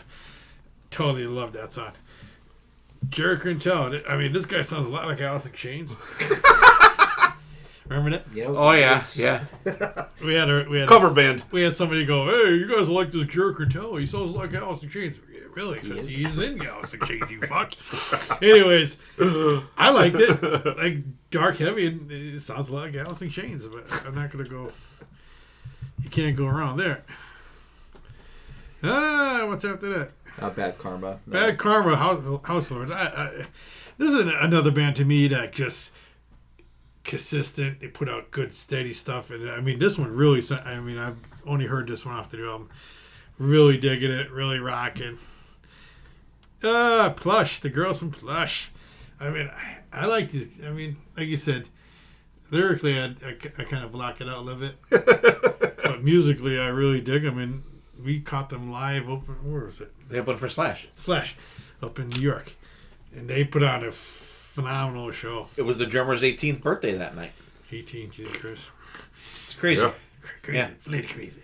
She's almost old enough to drink because that was like 2 years She's no ago. longer in the band. She's no longer in the band? No, she's gone, yeah. They got a new drummer, Yep. which is just as phenomenal as Yep. Yeah. the old one was. But I like this. Other than the two Frontiers, Frontiers just is killing me. I don't know why. Yeah. And maybe I that's, hear you. I know maybe that that's sound why you're I'm talking very skittish. House of Lords is Frontiers, too.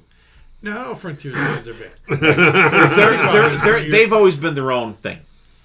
Don't paint with a broad brush. Yeah, but I think the new stuff Frontiers that come out is just all sound the same. Yeah. And I think that's why I'm very skittish. That's been the same for the last almost 3 years too. Yeah. That's why I'm skimmish about new music. Frontiers puts that bad You taste in my just got to check the record label. I know. Oh, Frontiers, I'm not listening to it. Dylan.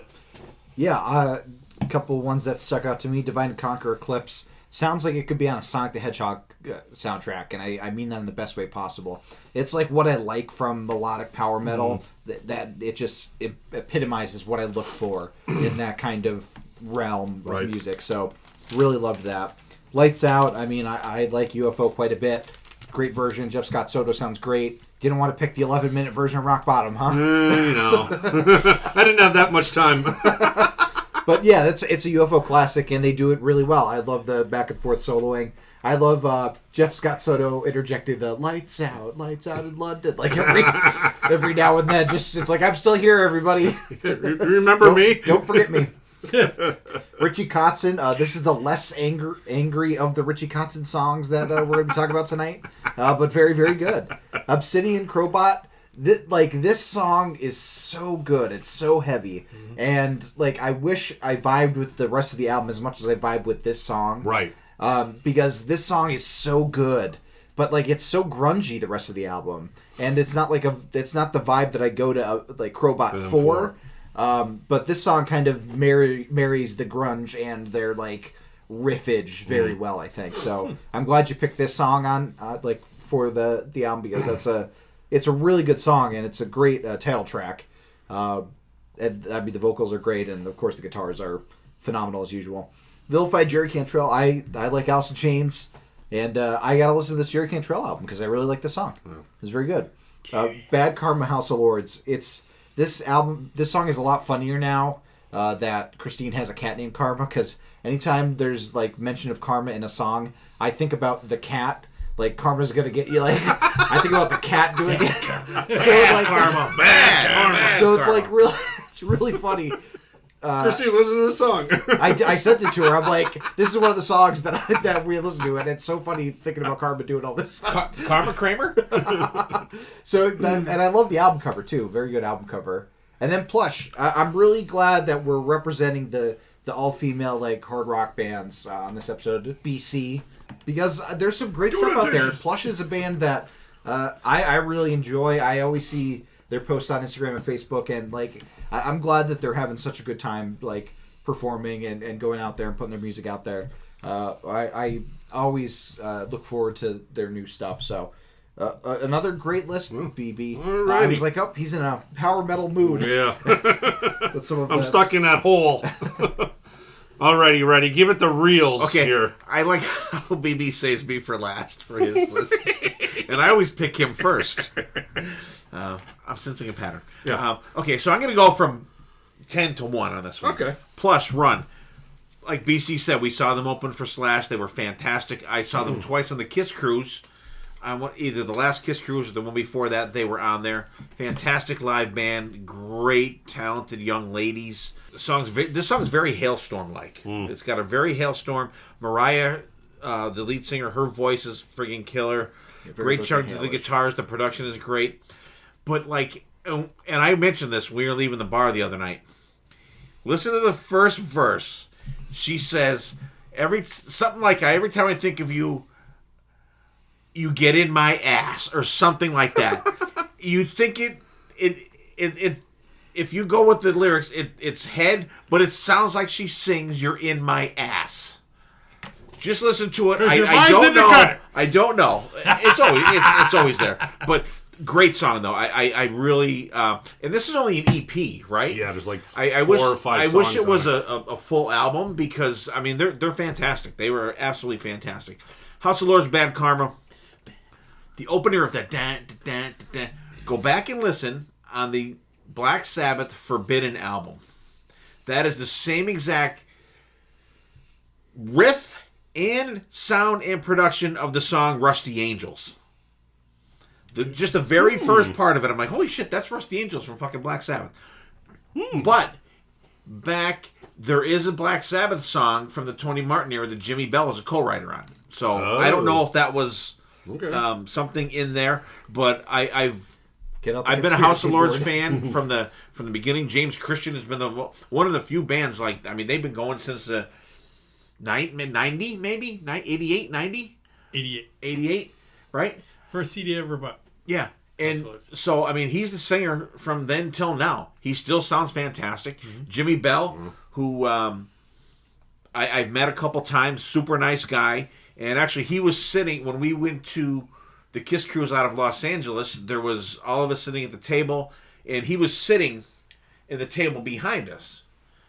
And one of us had the Monsters of Rock Cruise shirt on, and he goes, "Hey, that's my band." And I'm sitting there thinking, how do I know this guy? How do I know this guy? How do I know this guy? It was Jimmy Bell sitting there. So we got talking with him and his lovely wife, Mandy, I think her name was sitting there. So we were talking with them.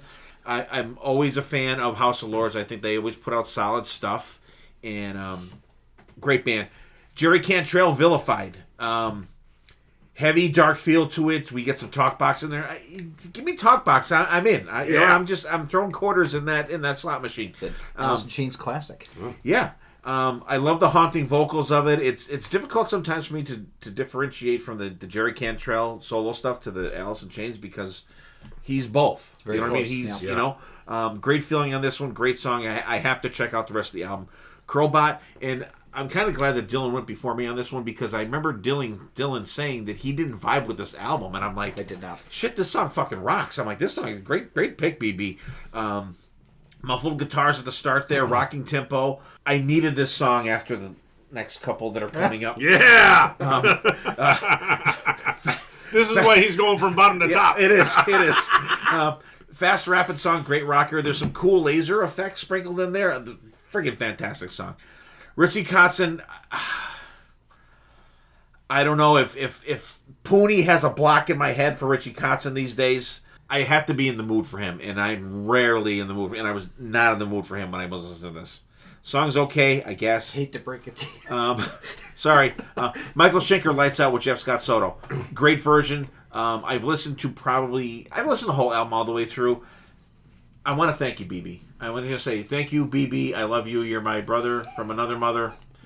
And thank you for not picking Love to Love with Axl fucking singing. They fucking play that song on the Boneyard all the time. It's fucking... The song sucks to begin with. Axl makes it 100 times fucking worse. Why does nobody want to play the 11-minute version of Rock Bottom? That's what I want to know. I love the 11 version. I love the 11 minute version of that. But I love when artists cover themselves. So you put out your own cover album, which is kind of weird, but whatever. We saw Michael Schenker do both. But Jeff Scott Soto was fantastic on vocals on here. Nothing crazy. I'm going to kind of reverse these ones too. Seventh Crystal, Path of the Observed, good melodic rock song, great production, great vocals, great background vocals. I'll check out the rest of this album, but typical Frontiers album and band. So I think that you're probably going to get this for the whole album. Sunstorm, I'll stand for you. BB, are you being paid by Frontiers Records? Oh. Are you on the payroll? Are you official record company representative of Frontier Records? Are you getting kicked? I'm working from home from Frontiers Records. I like the song. I do. It's another typical solid song from Frontiers, but it's good. It's not that I'm going to turn off or skip. Eclipse. What's that? Were you gonna say That's why I'm just picking songs. I'm not making you listen to the whole album. No, but I mean, No, I won't. but that's what I like about this, because there's ones I'm like, shit, I gotta listen to the whole album. No, you know what I mean? Yeah, Eclipse, Divide and Conquer. BB, you'll get to see these guys on Monsters Rock Cruise this year, which is, you're gonna absolutely love it. And I hope that they get their selves straightened out, because remember last time we saw them, they were using the drummer from Heat, and he was playing to a track, and when they played that Pool Stage song, it was a little off. It was kind of weird, but they will be fantastic. Eric Martinson and Magnus, great duo together. Just check out the whole album, and this is a ripper of a song. Great pick, BB. Voodoo Wise Guys, Someday You'll Know. I could not get into this. Mid-tempo song, it's got a slow burn to it. It's just blah for me. I love George Lynch, but like, I know that Lynch Mob is coming to a close, because we'll get to see the final Lynch Mob show on Monsters of Rock Cruise next year. But if you're gonna do a band, do a fucking band. You know what I mean? I don't care if you do another album with Michael Sweet Lynch. Do something and put it out. Go out and tour with this shit. That's one thing that kind of irks me about Frontiers. That, like, you'll never see these. They're not bands. They're not bands that you will see play on Monsters of Rock Cruise or at a festival, Sweden Rocks or whatever. I wouldn't expect these bands, if they did play, to come to the United States. But they're not bands that you're going to see. You're not going to see, like, Sunstorm, I don't think. Seventh Crystal on a like a Sweden Rocks or Hellfest or Vakin or something like that. But that's one thing I don't like. I love the music. It does all sound like samey, but I want a viable band that I can hopefully see someday live, or see, even if, I don't know, I'm sure they probably have videos, but it's like, video from this guy, video, you know what I mean, like, put together. But some good picks, some not so good picks, some not so good picks, some samey picks, but I don't. We got BC. No, BC. BC's the final list of the night. I was gonna say, BC's gonna wrap it up. Oh, Songs of 24, baby. All right. First one on my list is Accept. The song's called The Reckoning. I know, I picked this because this is another band like Judas Priest, Saxon, Armored Saint. These guys are just steamrolling. They're going. They keep going. To me, Chris's drumming makes a difference in the band now. Such a difference. Mark's vocals fits perfectly. They have that distinctive background vocals, which is like, I don't want to say Viking, but it's very beer festing German. I like that. I like that. Beer hall time. Beer hall time. But just the drumming makes the difference on their last, since he came in the band. It just phenomenal. It takes it to the top. It has a great guitar solo. The second part of the solo on this song just kills it. Second I picked was Babylon AD, Wrecking Machine. Their first track off the new album. This is one of my many bands that I've liked since back in the day when they first came out, and throughout the years have put out stuff that may have not been. We got to see him. And we got to see him, and I thought they killed it that day. But they're still going. I love the drum and bass start from this. Derek still has the vocals. I love that little part before it goes, like, right before the solo. And then the solo part with the double bass in it. You gotta love it. My next pick would be Category 7, Runaway Truck. All I gotta say about this band is John Bush. John Bush. I can't even name the other guys. I'm drawing a blank. Anyways, they're from other bands, and they're doing a tour. They are doing a tour. Yeah, we're gonna go see them. Cause why? John Bush. But lyrically, it's a fun song. Just rocking, and the chorus. It's like a runaway truck that clearly don't give a fuck. Yeah, you gotta love a song like that. How can you go wrong with it? And it's John Bush, plenty of double bass, ripping solos. All right, The End Machine, Silent Winter. It has that moody beginning, and then into some George's lead stuff, into the groovy riff. The standout is the vocals of Garish. Garish. Pahan. Anyways, whoever that guy is. Garish in the Chronicles. Yeah. To me, on this album, he brings it to the next level. Nothing gets Robert Mason. Love Robert Mason. But for this band, the deeper, more... It fits more. It just has that beef to it. Groove vocals, of course, and the solo in the song just tears it up. George being George. Here's one for BB. Yeah. Lords of Black, for what is owed to us. Ronnie Romero. Yeah. I love Lords of Black since their very first album. Every album they come out with gets a little bit heavier, I think, but they're consistent. This tune opens up kind of with a Spanish guitar feel to it. And it kicks into the main, which is heavy as hell. The grindage, it's very grindage, I thought. Again, double bass. Again, Romero's vocals stand out to me. I like the... And then let's see. I can't remember one thing. Killer solo in this song. All right. Next up is Mick Mars. Right Side of Wrong. I love Mick. I mean, some people Team Mick or not, whatever. Fucking, that's all bullshit. But I could do without the little beginning part. Right before it kicks into that heavy. I mean, this is very heavy for Mick Mars. For his past style playing. I just love how heavy and dark this album is. Vocals fit perfectly. Again, melodic solo. Mick has never been a shredder. Next one would be Sebastian Bach, Future of the Youth. I was surprised how good I liked this album. Okay, I remember from yelling at people saying, "Stand the fuck up. You will listen to my music."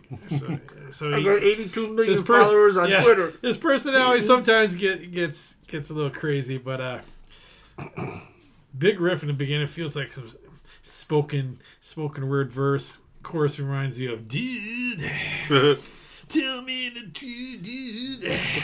I just hear that every time it's on, but I mean overall this album is very good. Great solo on the song. My next one's going to be Saxon. Hellfire and Damnation. Again, this is one of the bands that just... I mean, other than 2 albums they came out with that wasn't their material, they're consistent, very strong band. Opening riff into the driving drums. Biff still sounds as good as he is always. Melodic solo. Band still going strong in my opinion. Bruce Dickerson. Rain in the Graves. Bruce, come on. Musically, I think this is very, grinding. It has that grindage to it, which is not very Bruce, but it's Bruce Dickerson.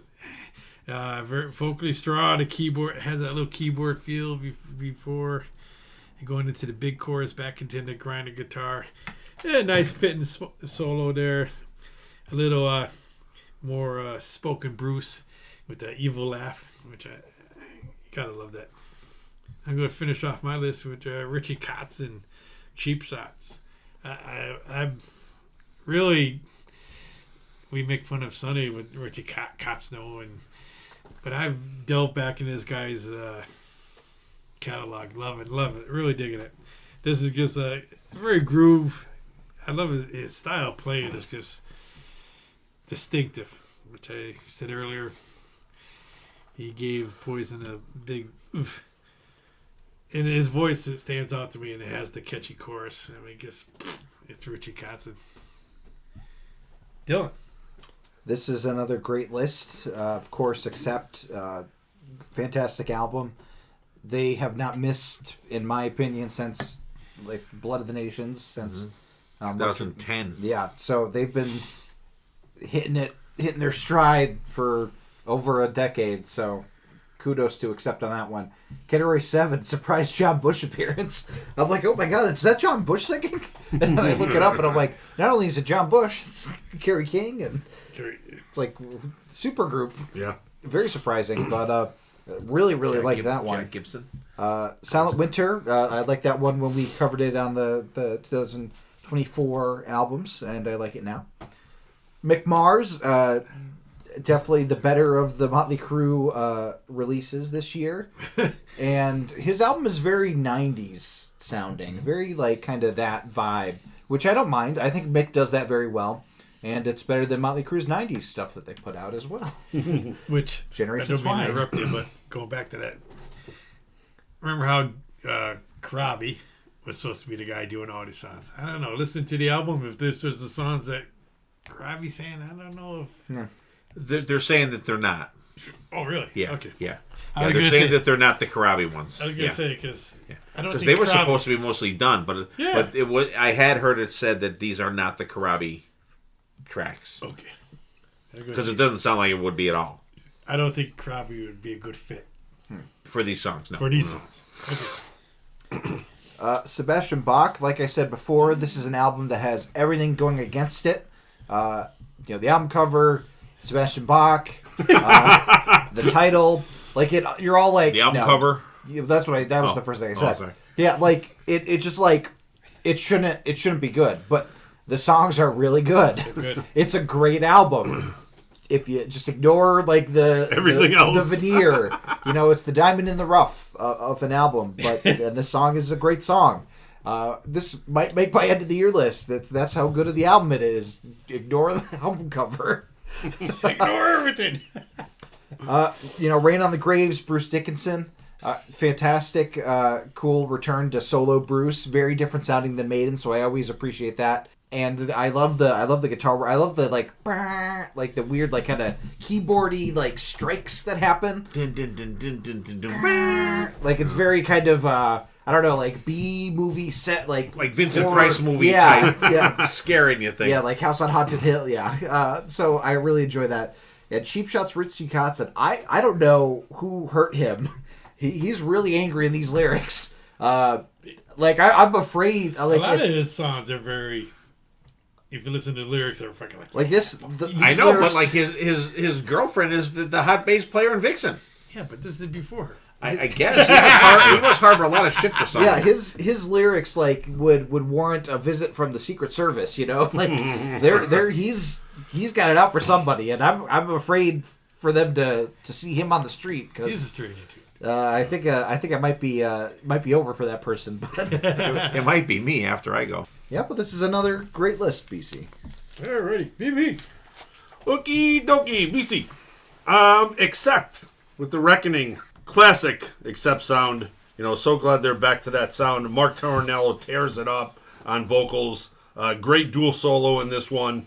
Wrecking Machine from Babylon 80. We listened to this one on your deck for one night, and That's right. That's yeah, right. We did. ever since I heard it that night, this is always kind of in rotation every once in a while on the phone. But this song has a cool bass line start, crisp drum sound, cool gang vocals, a killer solo, has everything you want in a melodic sounding band song. Song number 3, Ronan Wright Truck from Category 7. More killer bass drums, BC. I know where you're going here, boy. John Bush's vocals are fantastic. Crazy guitar solo in that one once again. Song number 4, Silent Winter from the End Machine. Absolutely love Gersh's vocals. George tears it up, of course. I love Jeff Pilson's background vocals. This is almost like a surefine version of a Dokken. Because doesn't Mick Brown's brother play the drums on this too? Steve. So it's Mild Steve Brown. mild. Miles Oh, yeah. Steve Brown. Yeah, but I don't know. I every once in a while that would come on. I'm like, play it again. Boop, play it again. I don't know. It really, really caught me. Song number 5, from what is owed to us, from the Lords of Black. More killer double bass drum sound.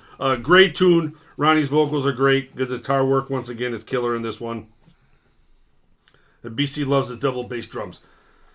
Song number 6, Right Side of Wrong from Mick Mars. It seems like forever. This is one of those albums like, no way this came out this year. I don't know why I thought this came out like December, November last year. Yeah, it was only a couple months ago. It just seemed like it. It was early.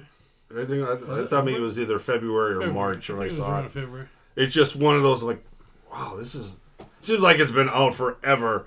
But there's a nice little grinded guitar sound in there. I love the whiny guitar parts in the solo. Vocalist is really good. I don't know if I even checked that album out. Check it. Like I said, it's just one of those. I thought it was last year's. Song number 7, Future of Youth from Sebastian Bach. Every time this song started, I'm like, who the fuck is this? Because it seems like it takes forever. It takes to the chorus to realize, to hear Sebastian being Sebastian in a way. And I don't know what it is. It's a good rocking song. The solo is fucking sick bananas. But it was just always the odd one. It was always the LA Guns one. In this one, I would look and say, who the fuck is this? And Sebastian, not sounding like Sebastian. Song number 8 from Saxon, Hellfire and Damnation. Saxon classic sound. Biff sounds great. Boys are playing on all cylinders. Love this one. Song number 9, Rain on the Graves from Bruce Dickinson. This is like Iron Maiden, like without the Maiden. It just so weird to hear like Bruce's vocals without that classic sound behind them. Great version of this song. If you can get past the not hearing the Iron Maiden sound in this one, this is a great one. His vocals are great. Crazy different guitar parts in that one. And then your last one is Cheap Shots by Richie Kotzen. And once again, like I know Sonny and Steve get a little Kotzen bashing, but this is classy Richie. He plays well, vocals sound great. It's his wheelhouse. This is what you're going to get. And like you said, the vocals are a little bit angry, so good job, BC. Good list. A little bit angry. A little angry. Nothing wrong with a little angry, BC. So your list is pretty much double bass drums and angry. Good job. All right, Steve. Okay. I'm going to go reverse on this one, too. What? Koch, no. He's going to get the shitty song out of the way. Still, I got to get this out of the way. Still not vibing. No. I can't. I just, the solo's good in it. Sorry. And actually, I just went look through this. There's 4 artists on your list that I had a list of like 20 some. I'll show you later. And so when we do these things, I wait to pick last. I let everybody pick theirs, then I pick mine. So there were 4 songs from 4 albums that I was going to pick that I didn't pick. BC picked them. Which one were you going to pick off Richie's album? None. I couldn't name another one, by the way. Bruce Dickinson, I was going to pick one off of that one. But Rain on the Graves, and this song is a different feel for Bruce. When this was one of the singles that came out first, and I really liked it. But like it's weird because it's what Dylan likes to call Bruce's storytelling voice on there. I was going to pick Resurrection Man from this one. That one that has that kind of cool acoustic thing in it too. That's the one I was going to pick. But like Dylan's the da da da da da, that's those soaring keyboard parts. The chorus is great, and I do like the Bruce talking, singing kind of vocals in this one. I think it's a great song. Roy Z's solo is killer, and when you watch the video, it's like the band playing in this like crypt thing kind of thing, and like Roy Z's playing like a big hollow body guitar. That's like really weird to see. Saxon, Hellfire and Damnation, opening track from the album, and also the opening track when they played live.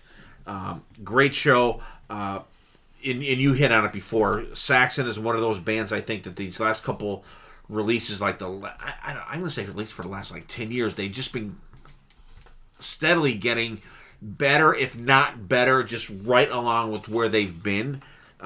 Fantastic. And they have the new guitar player plays on this one. Brian Tatler plays on this one.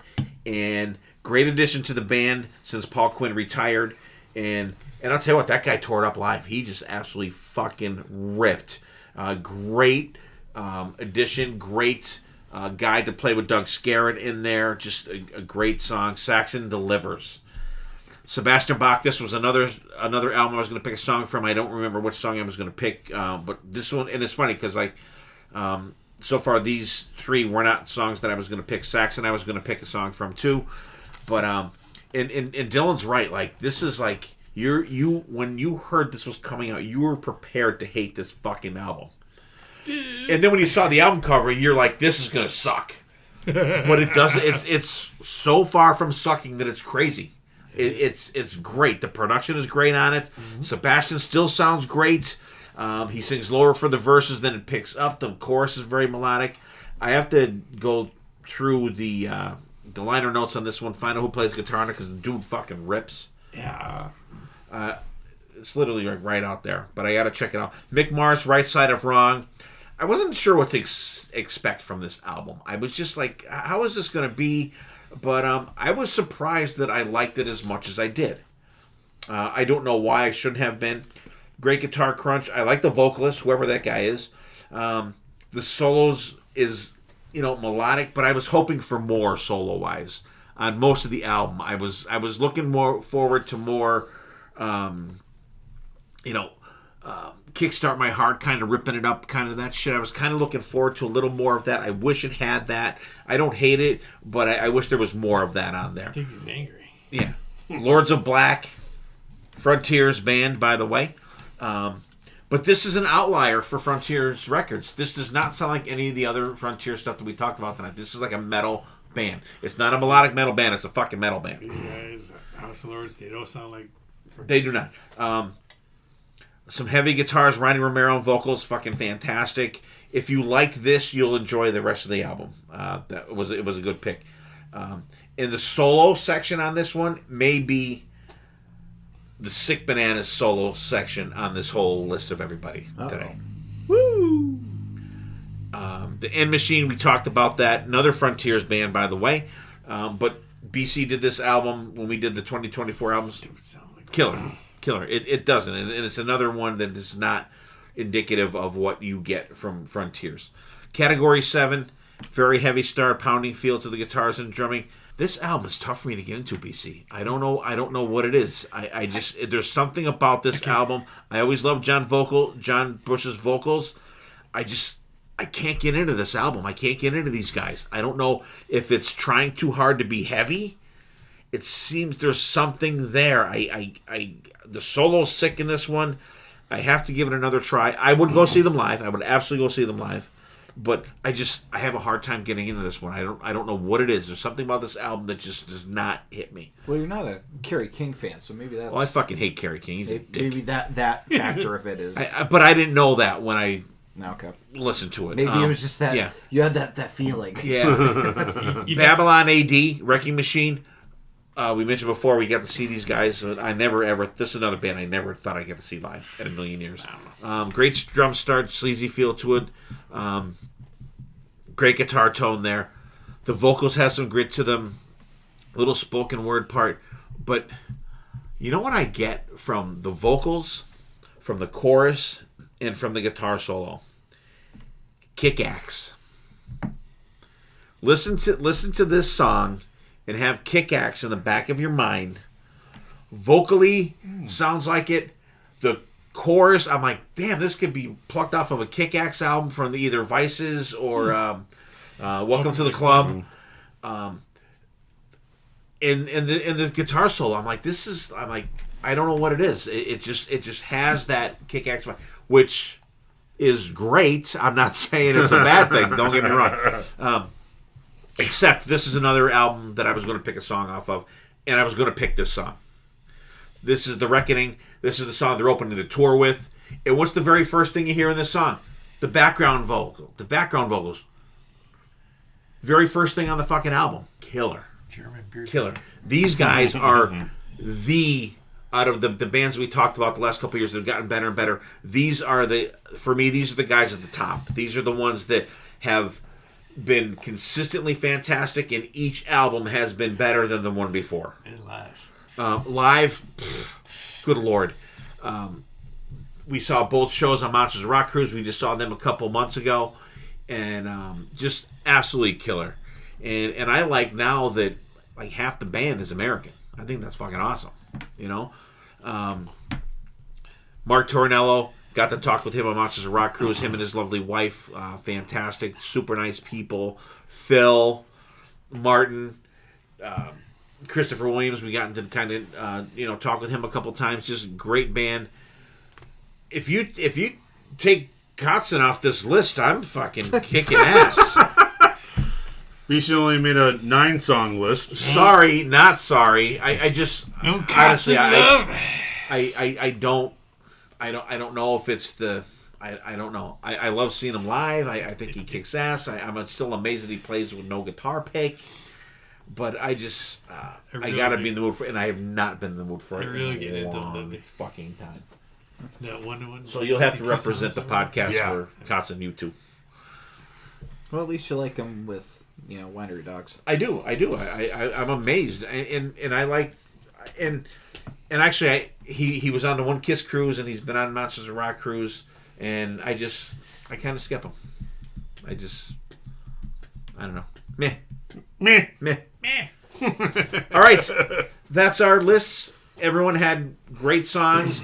We'll go around. We'll get out of here. We'll wrap up. Give me your top 3, your bottom 3, and your final words, and we'll get the hell out of here. Dylan. Yeah, everybody, I think, did a fantastic job with these lists. Like I said, I didn't really have any that I disliked at all, so I didn't have a bottom 3, so I just picked my 2 favorites from everybody, just to spread the love around and showcase how good of a playlist I think this is, that you could check out in the show notes, the Spotify playlist of the week, that will have all the songs on there. So, Dad, the top 2 songs for you, Create the Now, Jasta, Chuck Billy, Thrash. You can't, can't deny how good it is, and I will definitely check that album out now. And probably my favorite song of the whole playlist, The Dark Horse, from LA Guns. It doesn't feel like LA Guns, and it just hit me in a way that songs rarely do. And I can't quantify it. I can't say exactly what the reason is. It's just like, I don't know. It clicked with me. Is. Yeah. So kudos to you for picking that. With BB, Obsidian, Crowbot, that song kicks ass. The rest of the album might grow on me at some point, but that song, no growth needed. It was right out of the gate a song that I really, really enjoyed. So I'm glad you spotlit it. And then Divide and Conquer from Eclipse. Power metal at its finest. They're a great band. They everything I've heard from Eclipse has been really good. So, this song is no different. And then BC, I had a Future Views from Sebastian Bach.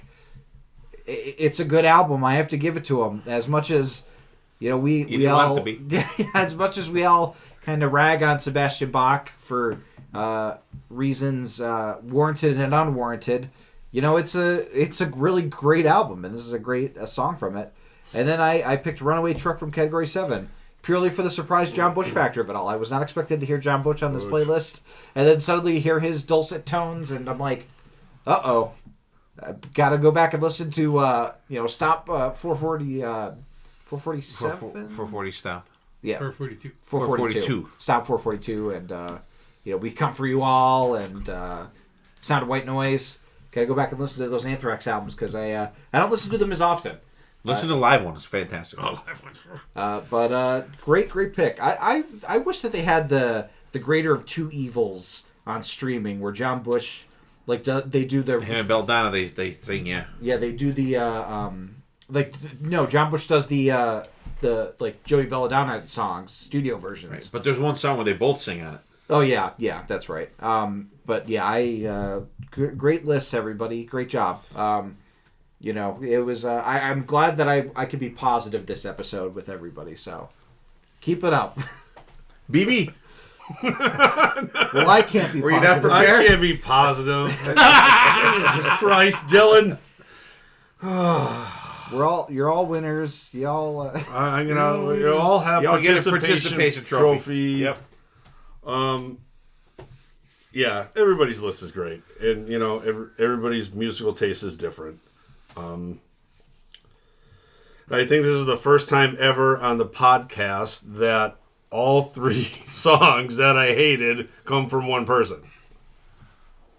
What can you do? And it wasn't me. And it wasn't Steve, and I can't troll Steve.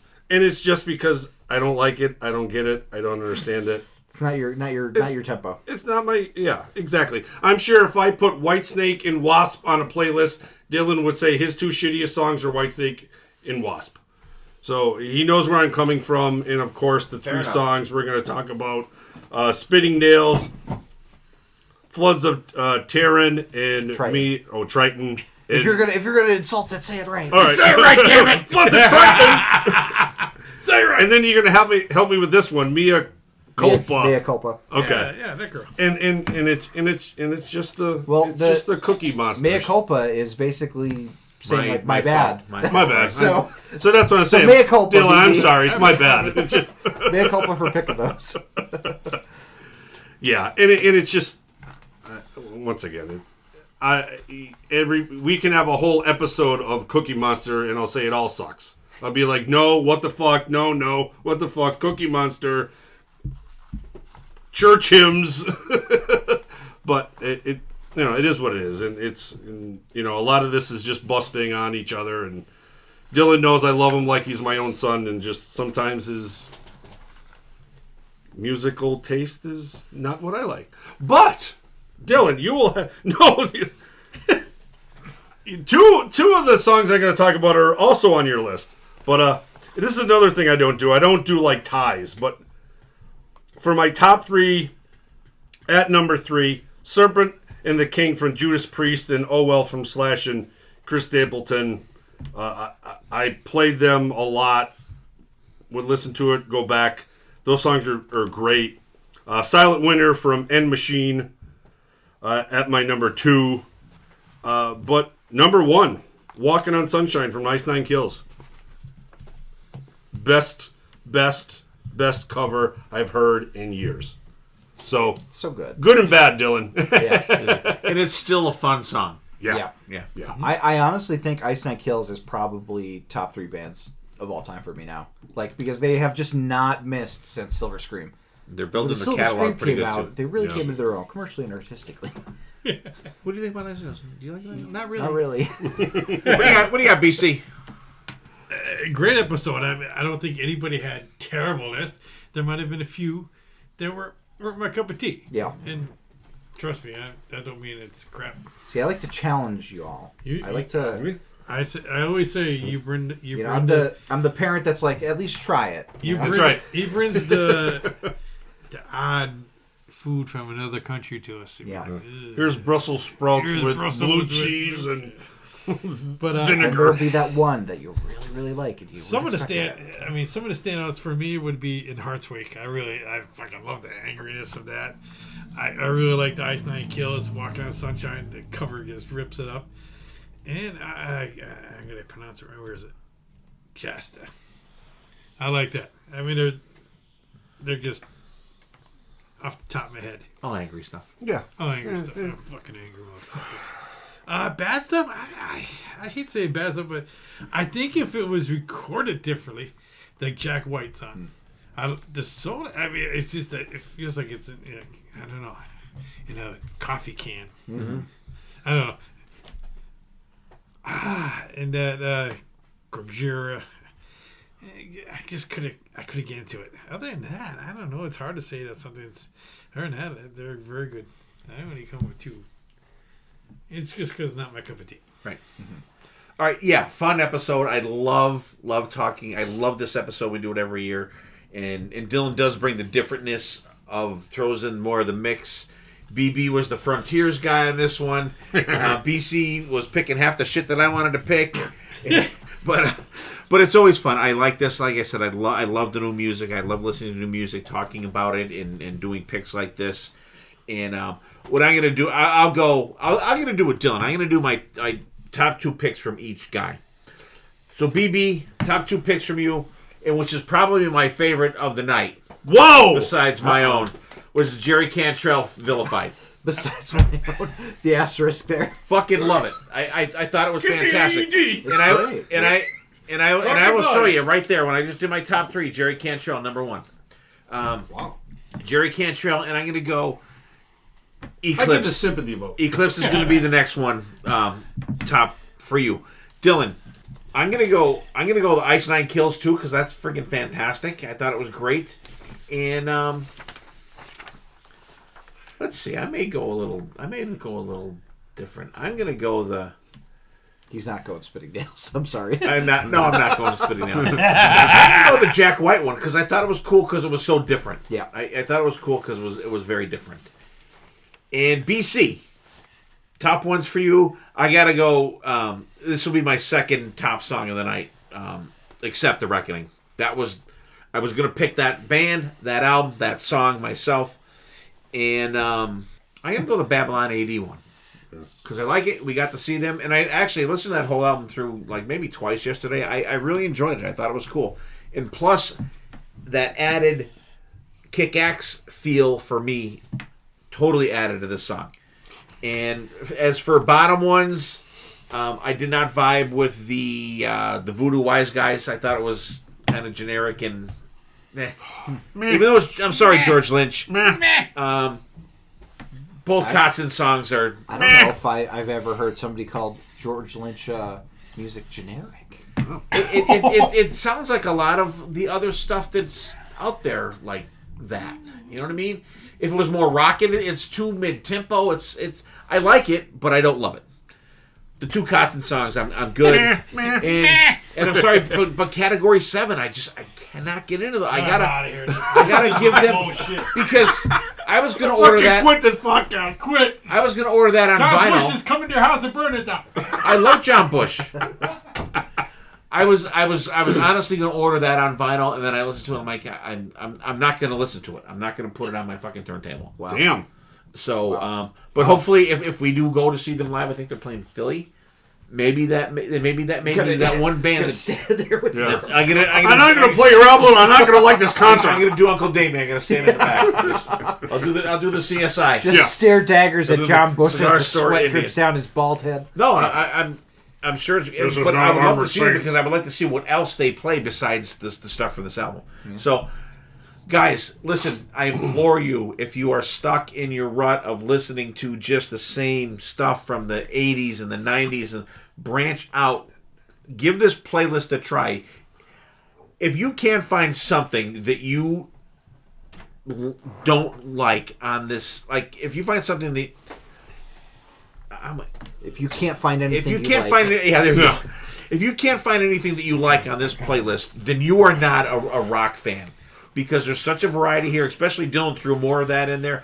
There's thrash, there's hard rock, there's melodic rock, there's metal, there's opera. There's Richie opera. Kotzen. Yeah, there's Richie even Kotzen. some opera in there. There's some video game guy thing doing stuff. There's George Lynch, there's Wolf Hoffman, there's Joe Satriani, there's Judas Priest, there's Carl Kennedy, there's Kissin' Dynamite, Deep Purple. Come on, people. Glenn Hughes. So just give it a chance. Check it out. Check out some new music. Love this episode. Guys, great night, great episode. Had a blast doing this. And next week's going to be a fun one a topic and a band that we've not revisited in quite a while. And we'll get going on that next week. And I want to thank everybody out there for listening. Thank everybody out there for interacting with us. Everybody out there, take care of yourselves. Take care of each other. We will see you next time. And there definitely will be a next time.